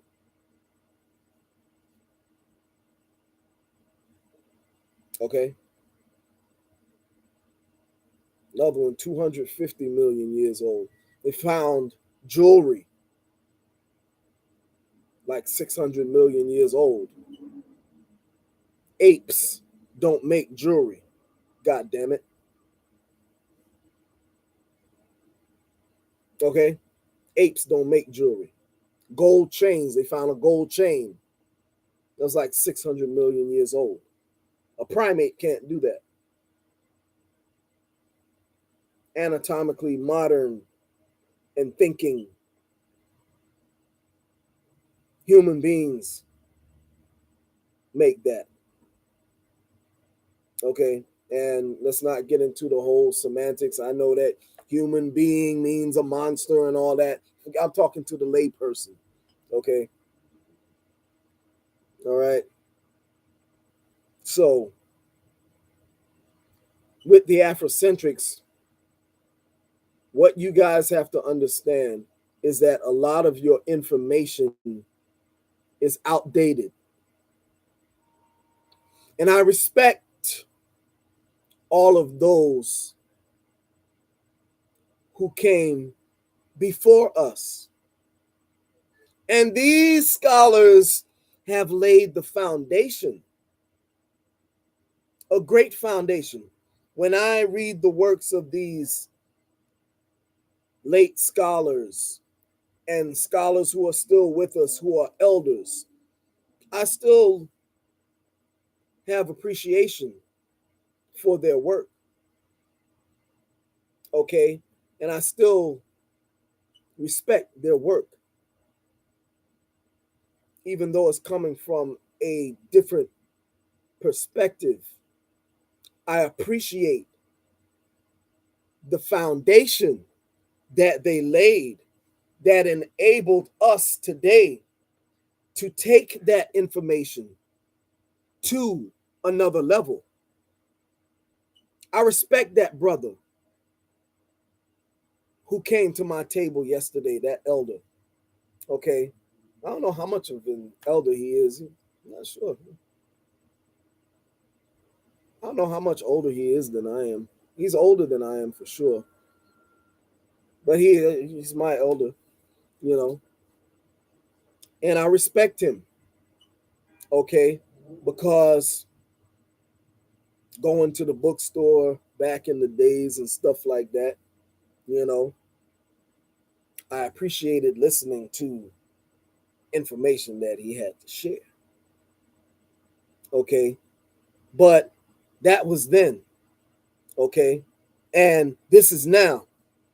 Okay. A lot of those people they're stuck right there. They're stuck there. Okay. And it's up to us now to take that information to the next level. And a lot of these elders just want to hold on to the reins and they don't want to pass the torch. Okay?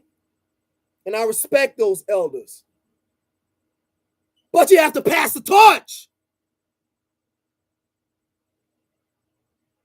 And I've been part of organizations back in the days and stuff like that, all right, where a lot of these elders will talk that the youth, have to come and, the youth, it's up to y'all young ones, y'all gotta come and, y'all gonna have to pick up the mantle, and take this. And it's just talk because they say that, but at the same time, they don't want to pass the torch. They don't want to let go. You see what I'm saying? And that's why with a lot of these organizations, you see a whole bunch of old people. You see very little youth in those organizations. Okay? And that was my whole thing. See, I was in a lot of these movements as like a young college student. Okay? A young college student. And it would just be myself and a handful of others. Okay? I say, like, I'm literally a handful. Like, it would be me and like 2, 3, or 4 others that were like young college students. Everybody else was just like gray-haired old people, looking like George Jefferson and shit.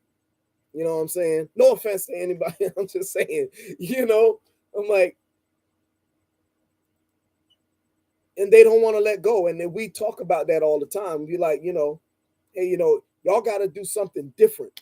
If y'all are going to attract youth to these organizations, you're going to have to do something different. You can't just keep everything the same as it was like back in 1920 when y'all were born and stuff like that. You know what I'm saying?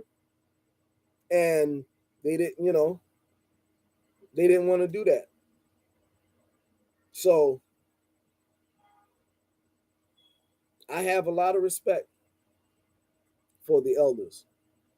I have a lot of respect for all of those scholars. I still read their works with reverence.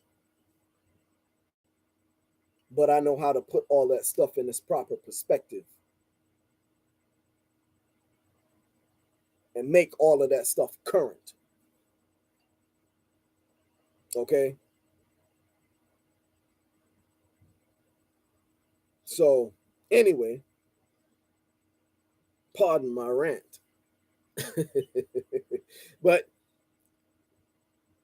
y'all, the Afrocentrics, they wanna hold on to this whole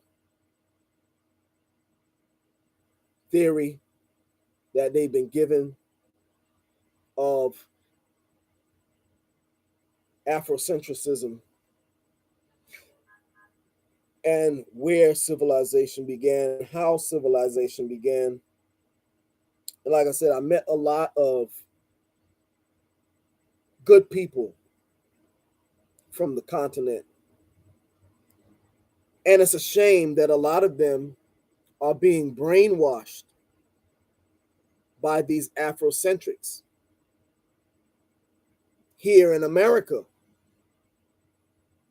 And a lot of the stuff that they're being taught in regards to history and stuff like that, they didn't have where they came from. Okay? A lot of the information that they've been given upon coming here about our experience in the West is being taught by these same old people who are giving them a false narrative. Okay? Telling them about coming from primates. You're the monkey man and all of that. okay, telling them about all of our people coming here as slaves, which is false. Okay, some did come over as slaves, but that's not our whole story here in the Americas. That's a small percentage. Okay, so I say to my brothers and sisters who are coming here from the continent that these elders have some good information. However, if you want to know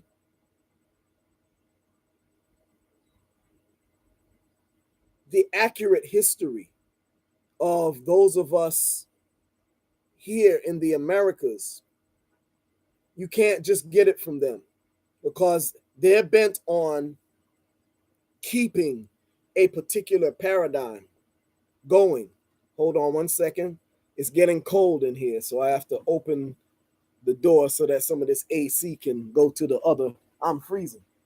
Hold on one second.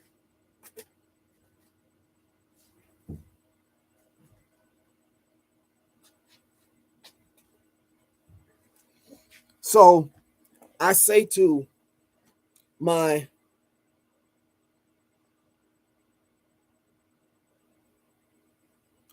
hold on. So we got some new people joining in.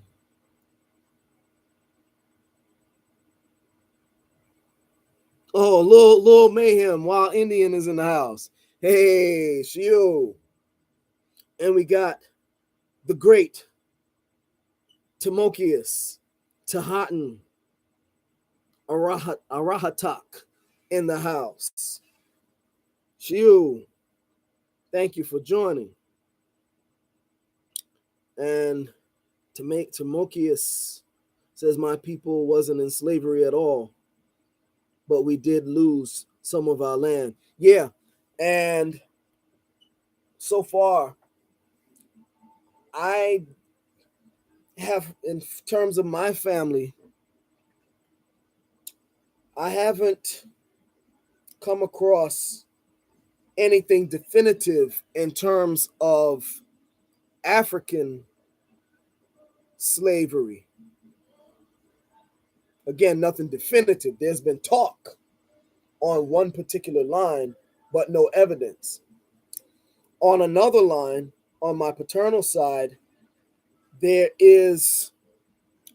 was some talk, but it wasn't slavery from Africa. It was slavery here.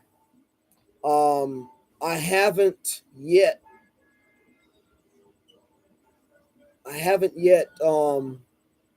finalized that in terms of proof, but I'm still trying to find some evidence. And that particular ancestor was said to have come from Jamaica. Okay, so it's intercontinental. Okay, so now what I'm trying to do, I'm trying to get some documentation to go along with that story that I heard from a particular elder at a family reunion. Okay, so I'm very interested in finding that evidence, But in terms of Africa, I haven't gotten anything on that yet. Okay, and if there is, hey, I'm good. I don't have any problems with that. If I find it, I don't have any problems with that. I'm not, I don't have any hang-ups or anything like that. About the continent of Africa. I know the history. I know that that is a great, rich history over there. Okay, like I said, I lived in Africa, so you know, I don't believe all of the fake stories that they put out in the media. You know, I know better. All right, so if I find it, I don't have a problem with it. You know, hey, I'll embrace it. You know, but what I do know is that regardless of anything, we are an indigenous people here, and with any, you look at indigenous cultures all over. You know, you always have people who come and mix in. Okay, so that's what it is. You have you an indigenous people, and various peoples tend to come from outside and mix in from time to time. That doesn't take away from you being indigenous. Okay, that just means that you have some inclusion into your bloodline somewhere. If you do, not all of us have that. Okay, and like I said, I don't have any documented evidence of that. Um, but I am looking and searching diligently, for that documented evidence because I'm the type of person I like to acknowledge all of my ancestry, you know. So let's see. Got some more comments. Lil Wa Mayhem says, I've only found two ancestors that were so called slaves. One was my granddad, a slave to his father. And on another line, I found one of my granddads owning his son and his son's mother as a slave. Interesting. Yeah, I've heard stories like that from other people as well. And Tamokia says, I'm Powhatan on one side and Saponi on another. Nice. Yeah.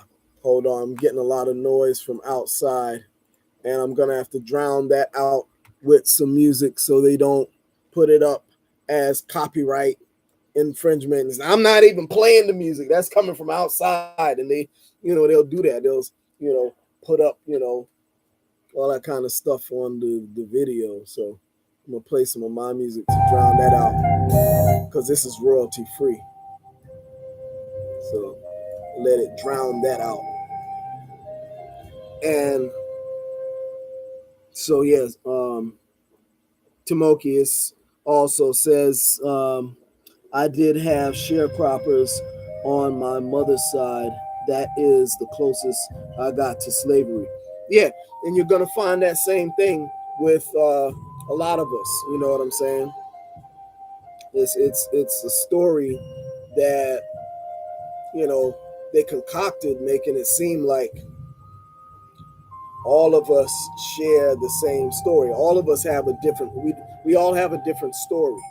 You know, there are some who do have a slavery story, as I've proven in other lectures. Okay, some people do have a slavery story, you know, but that doesn't account for all of us here on Turtle Island. Okay, so as I was saying before, for my African brothers and sisters from the continent who are listening, the scholars, the Afrocentric scholars, are not telling the whole story. Okay, they have a lot of good wisdom and a lot of knowledge to share. Okay, and I'm not negating that. Okay, got a lot of good wisdom. However, what you also have to study is what they're not telling you.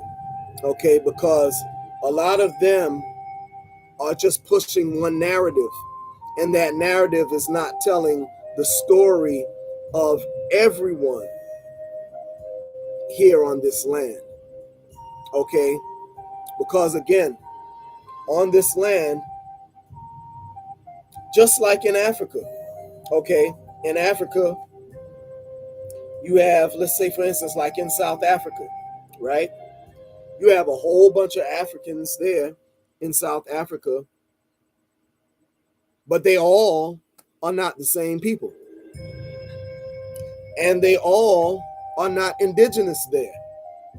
Okay, and as a matter of fact, the indigenous people over in South Africa right now are standing up and saying, yo, we've got a voice and we want to be heard. We were here before all you other people came here and invaded here. Okay, the Khoisan people in South Africa, they're standing up and they're like, yo, we the first inhabitants here and we have first say in what is what and what goes on, and our voice has to be heard. Okay, put that to the side. I'm talking to my African brothers and sisters who are listening right now. Okay, now the same phenomenon is going on right here. Now, my African brothers and sisters who are listening, you're probably hearing this for the first time. Okay, I'm telling you right now that the same phenomenon exists right here in the Americas. Okay, there are people who have this same phenotype. Okay, skin color, the nose, lips, and all that. Okay, but are not all the same people here in the Americas. There are those of us who are indigenous to this land. Okay, and you can go on many reservations. Okay, all you have to do is look on my channel. Okay, and I have videos on different reservations right here in the tri-state area. Okay, and you look at the people on those reservations, and a lot of them look just like myself. Okay, however, these are not people who, not all of them at least, were enslaved, and not all of them are African. Okay, but are indigenous here, what they call American Indians here. Okay, and among them, they have stories of Africans who came and mixed in. However, with many of these people, and even if you talk to them, they'll tell you that they were dark-skinned even before the Africans came. Okay, so your Afrocentric scholars are not going to tell you this. Okay, they're not going to tell you this. You may be hearing this for the first time. Okay, so there are those of us who know our genealogy and our ancestry, and we are telling our stories. Okay, and again, that's not to say that there has not been Africans who have come over here in ancient times and have mixed in with some of us. Okay, and there are ancient connections like that here on this land. Okay, but we also have our people here who are still dark-skinned with the same coarse hair that didn't come from anywhere. And we have the evidence, the archaeological evidence, scientific evidence, and the DNA evidence to prove that. Okay? But with that being said, you know, I love my African brothers and sisters from the continent. I even lived over there. You know, I love the music. I eat some of the food. You know, I enjoy the culture. You know, so we're not negating anything or taking away anything from the continent, you know, but we're just sharing with you some of the history of our people here that you're not going to get from the Afrocentric scholars. Some of them know this information, but are not telling it. Why? I don't know. What is the motivation? I don't know. Some say it's, they need to get their funding, and I don't know. Okay. But they're not telling you everything. And with that being said, I'm not going to keep y'all too much longer. I just wanted to share my experience out at the Dance Africa Festival yesterday. And this is an annual event that goes on in Brooklyn. And it's a nice culturally, cultural event, happens every year. And I vend there. Okay. Feerce Truth-Seeker will be at the African Street Festival in Brooklyn. That happens July 4th or July 4th, as we say, weekend. Okay. And I'll probably be out there with some of my books and stuff like that. I don't know if I'll be set up with a table or not. You know, I may just have them on my person. I don't know. We'll see. And of course, I'll be at the powwows. You already know that. You know, I'll be at the powwows. Always at the powwows. Okay. So let's see.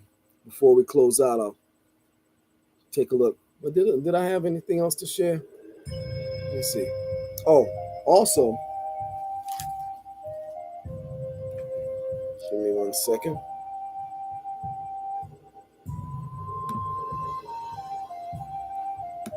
Also,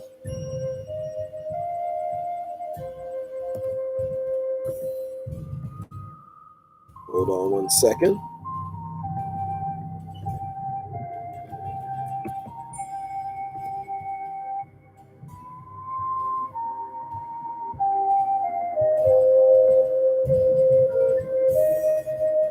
Give me 1 second here.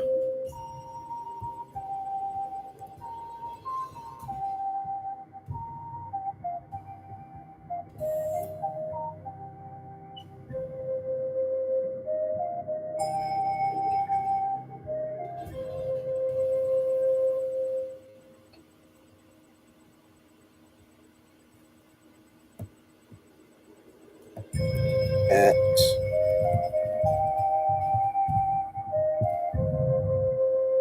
if anyone is so generous enough to leave a donation, I had some who asked for a PayPal, and I left the PayPal in the chat. So the PayPal is there, Cash App is there in the chat, um, and there's another link where you can leave donations as well in the chat as well. If you scroll down, if you scroll up to the top, you'll see those others. Um, so yeah, did anyone have any thoughts they wanted to share? Oh yeah, and Tamokia says my people was responsible for saving the Jamestown colony. Really? Nice. Gotcha.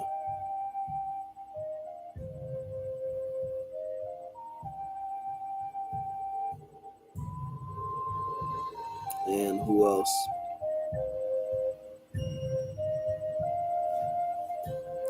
Let's see. Let's make sure I shouted out everybody.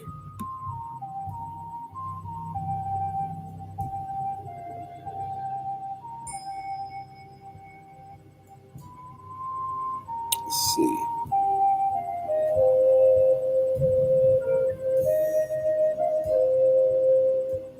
think that's everybody.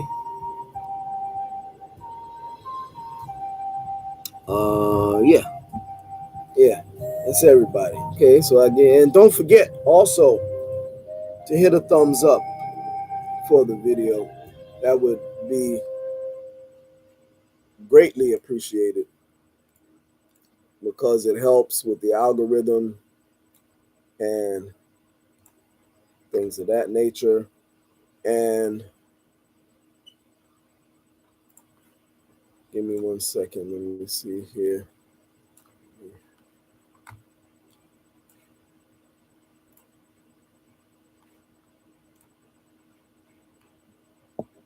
Let's see.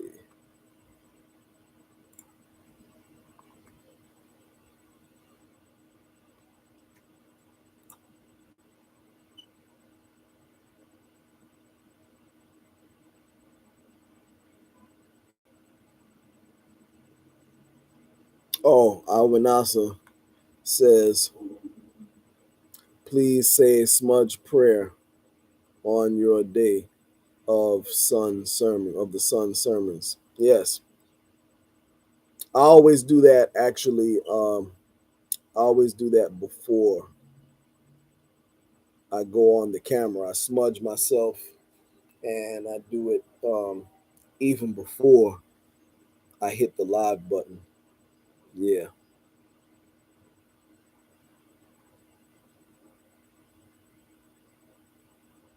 And yeah, on that note, I'm not gonna keep y'all much longer.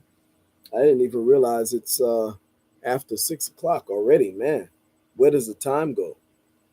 So there's no more questions. I think we should close out. You know, I just wanted to share that. And let's see, upcoming lectures. So as y'all know, I will be having some guests very soon. And let's see, what's today? Today is Tuesday, probably towards the end of the week. Okay. And I'll let it be a surprise. Okay. And we're going to come from some different perspectives. Okay. And I also will be talking I will have a Pan African on here, and we're going to chop it up and dialogue. Okay. We got some treats coming for you.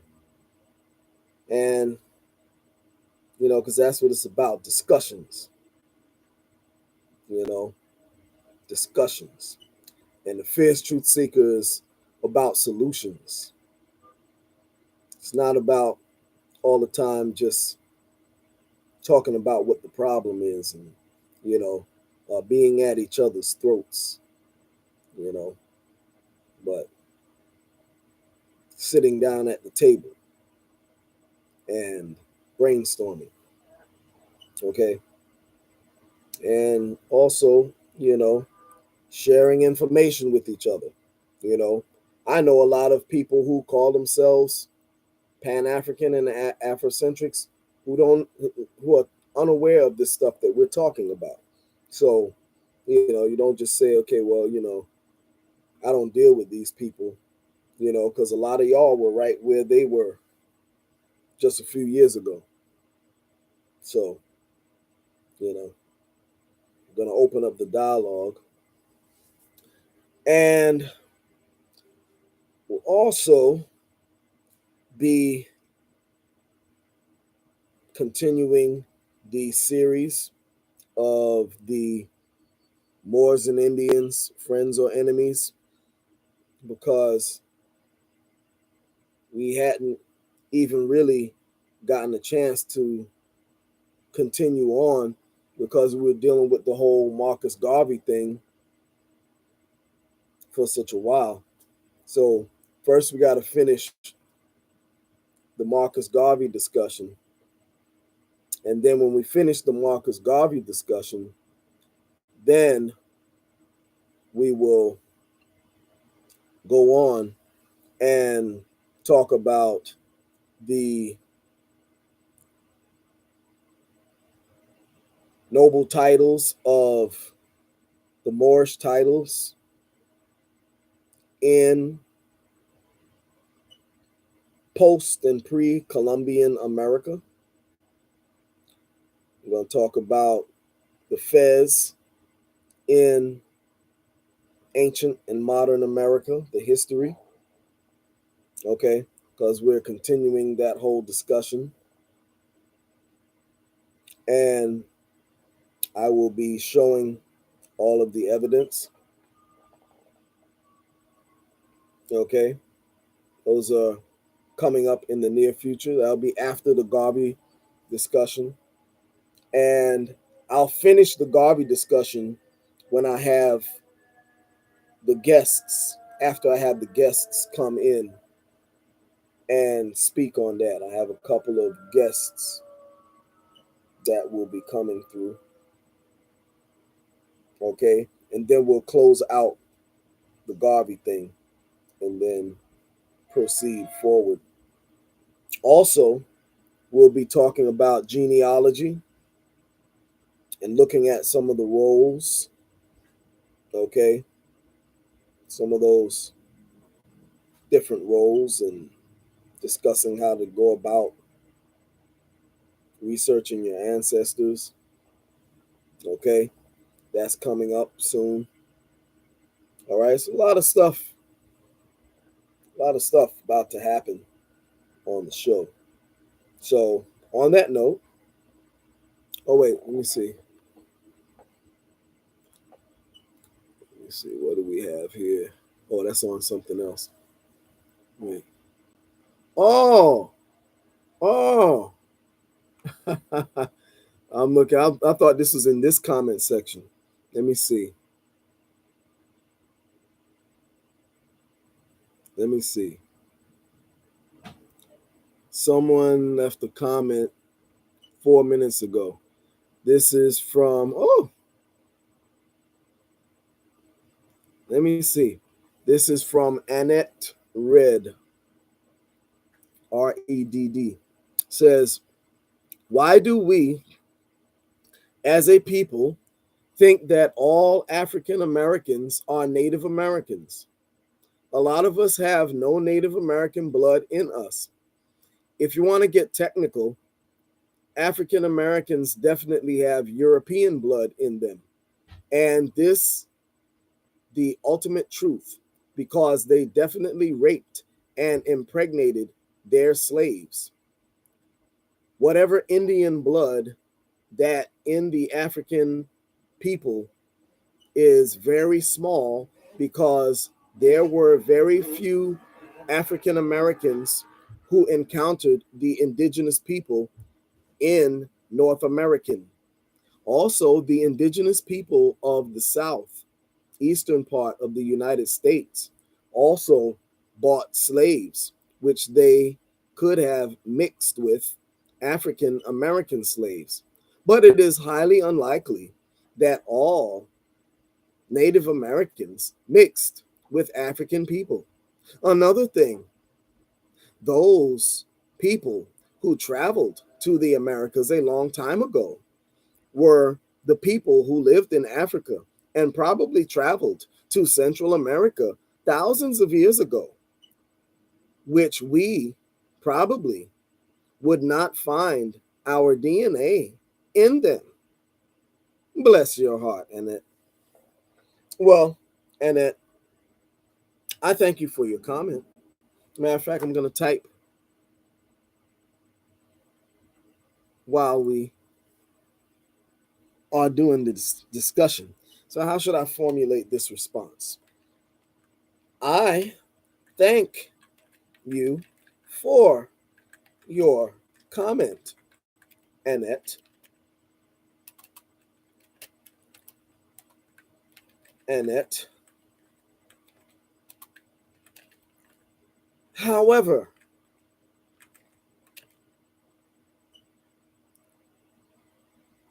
your, let's see. I thank you for your comment, Annette. However, your response, well, not your response, your perspective is quite erroneous.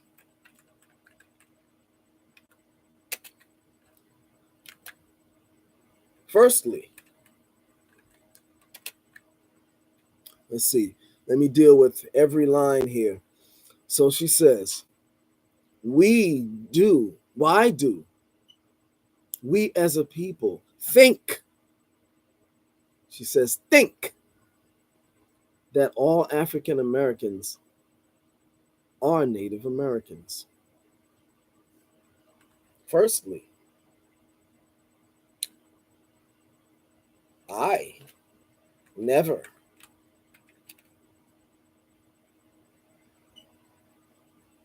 claimed to be, I nor my guest, neither I, comma, nor my guest, because she's commented from on the show that I did with the elder Blue Sky. Neither I nor my guest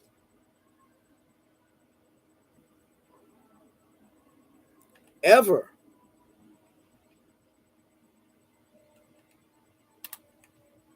claimed to be African Americans,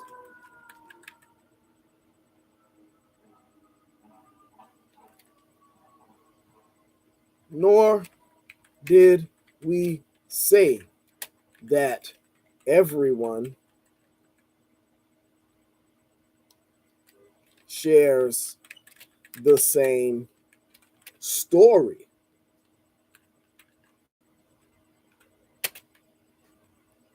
If you want to get technical, she says a lot of us have no Native American blood in us. Okay. Secondly,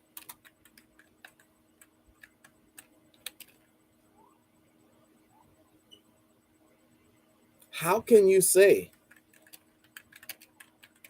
that a lot of us, let me put that in quotation marks, say that quotation, a lot of us have no Native, and I'm going to put that in quotations too, Native, quotation, Native American, quote, unquote, blood in us, question mark. How can you say that? Okay. Do you know all of us? Okay. I disagree. I have been street vending since the 90s, the early 90s. And I come across many of our, matter of fact, let me not say that. I would say on an average,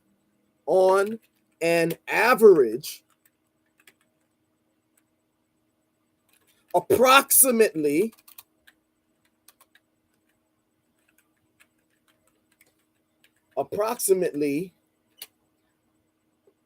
I would say about I would say about 17 out of 20. I would say about 17 out of every 20 individuals that I have come across speak of having quote unquote Native American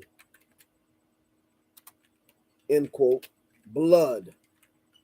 Okay, so that's false. What else does she say? She says African Americans definitely have European blood in them and definitely raped. Okay, we got to dismiss the BS. Okay. Furthermore,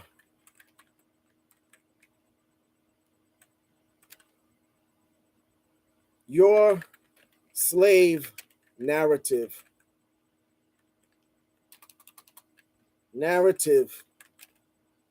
is warped. Is warped. Okay. Not all of us have a slave story. Okay? Not all of us have a slave story. That's false. Okay? That is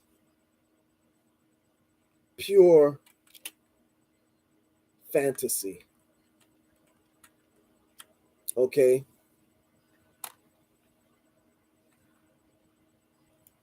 Some, yes, comma, yes.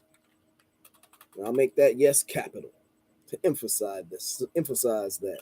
Some, yes, but not all. Not all. And I'll capitalize all, A-L-L. And I'll put an exclamation point. Okay? What else is Fugazi in her comment?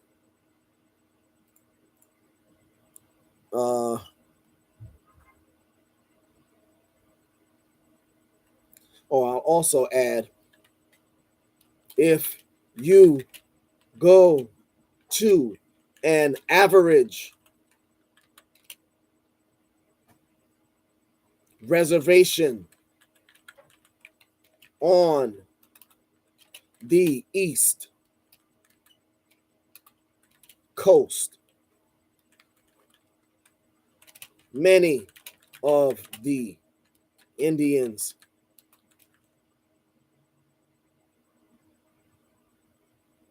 are highly melanated people.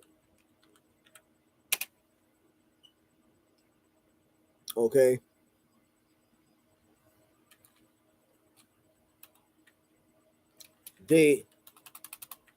Many speak of being dark skinned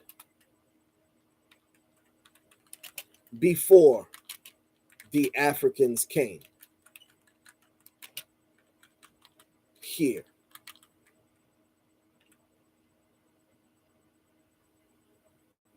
Such as the Nottoway and others. Okay, so, I mean, what else is BS in what she's saying? But it is highly unlikely that Native Americans mix with African people. Okay, so, and finally, not all of us are African. I suggest that you subscribe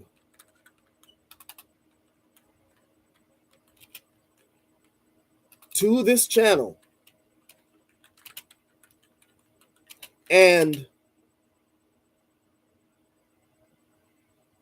study the shows and lectures. You will then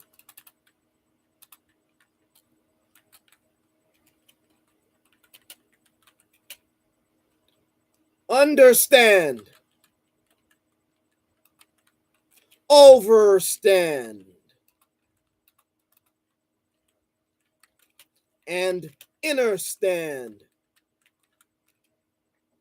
who we as the dark skin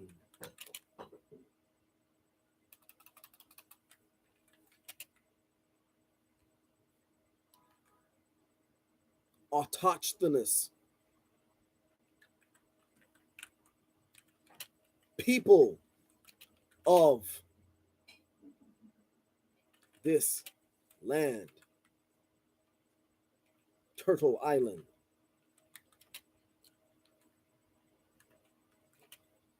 are.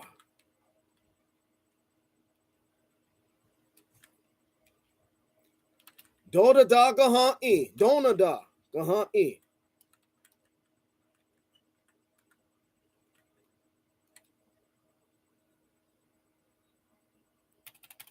Yeah, that's a nice response for her. Am I right? Those who are still listening, does that is that satisfactory? Is that a satisfactory response? Should I add something else? Any suggestions? You know, any more little flavor y'all want to add to that comment?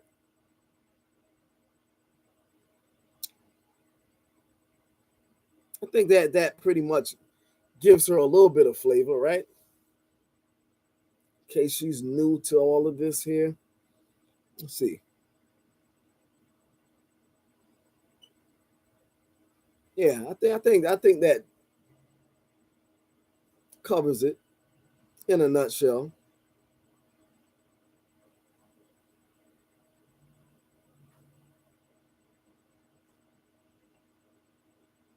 Yeah, I'll let that do it. Let's see here. Yeah, and hit the reply button. There you go. Yeah, now and that you got a little history lesson there. Yeah. So on that note, I will sign off and say, da da da ga